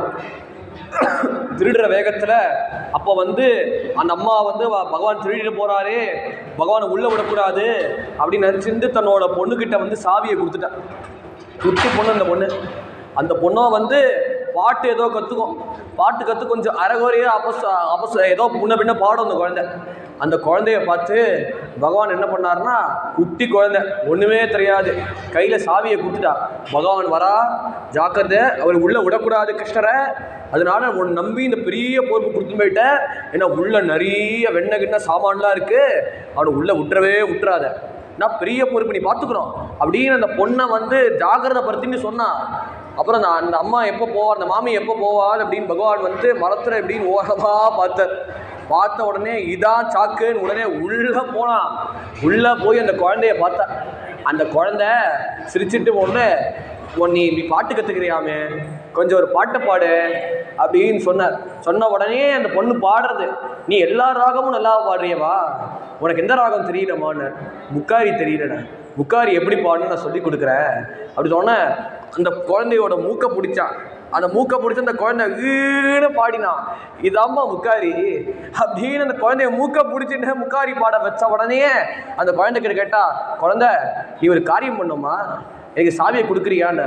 சாவியை கொடுக்காதேன்னு சொன்னவ கடைசியில் இவளை பாட்டு சொல்லி கொடுத்தானால சாவியை கொடுத்துட்டான். அந்தம்மா பொல்லாத குழந்தை, ஒன்றுமே தெரியாத குழந்தை. அதனால அந்த சாவியை கொடுத்து பகவான் என்ன பண்ணா, இதான் சாக்குன்னு அந்த கதவை திறந்த உடனே வந்து அங்கே இருக்கிற வெண்ணப்பானையை வந்து ஒரு போட்டு உடைச்சி அவள் பகவான் வந்து வெண்ணெயை ஃபுல்லாக சாப்பிட்டா. இந்த அம்மா இந்த குழந்தையோ வந்து இப்படின்னு பார்த்துட்டு இருக்கு, மேலே கீழே பார்த்துட்டு இருக்கு. அதனால பகவான் கேட்டா, உனக்கு வேணுமா பசிக்கிறதே, இதான் தரேன். அதனால வந்து மிச்ச வெண்ணெயை கொடுத்துட்டு கையில் கொடுத்துட்டு சுவாமி வந்து வரச்சே அங்கேருந்து குரல் கேட்டுட்டு, எல்லாம் பத்திரமா இருக்கா, எல்லாம் சுத்தமாக இருக்கா, எல்லாம் இதுவாக இருக்கா அப்படின்னு கேட்கறச்சே இந்த குழந்தைய பார்த்து, அட பாவி, நான் வந்து நினச்சேன் நீ எல்லா வெண்ணையும் சாப்பிட்டுட்டு போராததுக்கு அந்த நந்தகோபுரம் யசோதையோட பையன் மேலே பழி போடுறியே, உன வச்சுக்கிறேன் அப்படின்னா அந்த குழந்தைய நல்லா கண்ணாபின்னான்னு திட்டினான். இப்படின்னு திட்டச்சே இந்த ஒரு வீட்டில் ஒரு லீலையை பண்ணார். இன்னொரு வீட்டில் வந்து ஒரு அம்மா வந்து வெண்ணெயை வந்து ஐஷின்னு போகிறார். ஒரு வெண்ணெய் வந்து கம்சனுக்கு கொடுக்கணும் அப்படின்னு அவருக்கு வந்து ஒரு ரூலு. ஏன்னா கம்சன் வெண்ணெயோட நெய்யோட தான் சாப்பிடுவான் கம்சன். அதனால வந்து வெண்ணெயை வந்து ஒரு அம்மா வந்து மூட்டையிலேயே அழிச்சுன்னு போகிறார். அதுக்கு பகவான் என்ன பண்ணார்னா, பக்கத்தில் கோசாலை இருக்குது, அந்த பசுமடத்தில் வந்து இருக்கிற சாணத்தை என்ன பண்ணார்னா அப்புறம் வந்து அந்த அம்மாவும் வந்து வயசானவன், அவன் வந்து சோர்வோடையே வரா. அதை பார்த்து, எம்மா நீ ரொம்ப நாளமாக ஊர் சுத்துட்டு இருக்க பாட்டி, நீ ஒரு காரியம் பண்ணுறியா பாட்டி, என்கிட்ட இந்த பொறுப்பை கொடுத்துரு, நீ வந்து ஒரு 3 நாள் 4 நாள் வந்து கொஞ்சம் வெளியில் எங்கேயாவது டூருக்கு போனோன்னா போயிட்டு வாங்குவோம், நான் வந்து பார்த்துக்கிறேன், இந்த வெண்ணெய் தொண்டை தானே, இந்த வெண்ணெயை நான் பார்த்துக்கிறேன் அப்படின்னு வந்து பொறுப்பை வந்து சுவாமிகிட்ட கொடுத்தார். அந்த சுவாமி என்ன கிருத்திமம் பண்ணார்னா, காலத்தில் பசுமடம், அந்த பசுமடத்தில் என்ன பண்ணார்னா, இந்த வெண்ணெயெல்லாம் வந்து தனக்கும் தன்னோட ஃப்ரெண்ட்ஸுக்கு கூட இருக்கிற பசங்கள்ட்டையும் வந்து கொடுத்துட்டு பகவான் வந்து அந்த மொத்த மூட்டையே காலி பண்ணார். அப்புறம் அந்த தொன்னையோட அரேஞ்ச்மெண்ட் எப்படி இருக்கோ, அந்த வெண்ணெய் எப்படி அரேஞ்ச் பண்ணியிருக்காரோ அதுக்குள்ளே இந்த பசுமடத்து ராட்டியை வந்து வெண்ணெய் பால் மாதிரி பண்ணி அழகாக உள்ளே வச்சா. அப்புறம் மேலே எப்படி மூடி இருக்கோ அதே மாதிரி மூடி வச்சா. அப்புறம் 3-4 மாதம் கழிச்சு தான் வந்து இந்த அம்மா வந்து சொன்ன மாதிரி வந்துட்டேன். வந்து தொன்னைலாம் வெண்ணெயெல்லாம் சரியா இருக்கா, எல்லாம் சரியா இருக்கு பாட்டி, நீங்கள் நல்லபடியாக மதுரைக்கு போயிட்டு வாங்கோ அப்படின்னு சொன்ன உடனே நம்ம வந்து மாட்டுக்கட்டி ஏறிண்டு போகிறா மதுரைக்கு போய் அந்த கம்சனுக்கு போய் கொடுக்கணும்னு போனால், கம்சன் திறந்து பார்த்தா சுற்றி பார்த்தா ஒரே ராட்டியாக இருக்குது, வேணும் துப்பின வேகத்தில் பகவான். அப்புறம் பார்த்தா நான் யார் பண்ணான்னு கேட்ட உடனே அந்த அம்மா என்ன பண்ணுறதுன்னு தெரியாமல் அந்த பையனை தனியாக வச்சுக்கிற அப்படின்னு சொல்லி பகவான் இப்படின்னு நினைத்து லீலைகளை பண்ணான். அப்புறம் மேலே வந்து பகவான் வந்து வனபோஜனத்துக்கு ஆக்ஷன் வந்த குழந்தைகள் எல்லாரும் வந்து ரொம்ப நேரம் வந்து சாப்பிட்றோன்னு ஆக்ஷன் வரைச்சி, அதுக்கு முன்னாடி வந்து அகாசுரன் ஒரு அசுரன், மலப்பாம்பு ரூபத்தில் வந்த அசுரன். அவர் யாருன்னா, திருநாவத்தனை வதம் பண்ணிட்டான், பகாசுரனை வதம் பண்ணிட்டான், அவர்களுக்கு பூத்தனையை வதம் பண்ணிட்டான், அவர்களுக்கு சகோதரனான அகாசுரன் வர. இப்போ பெரிய மலைப்பாம்பு ரூபத்தில் வாயான்னு திறந்து போட்டு இருக்கார்.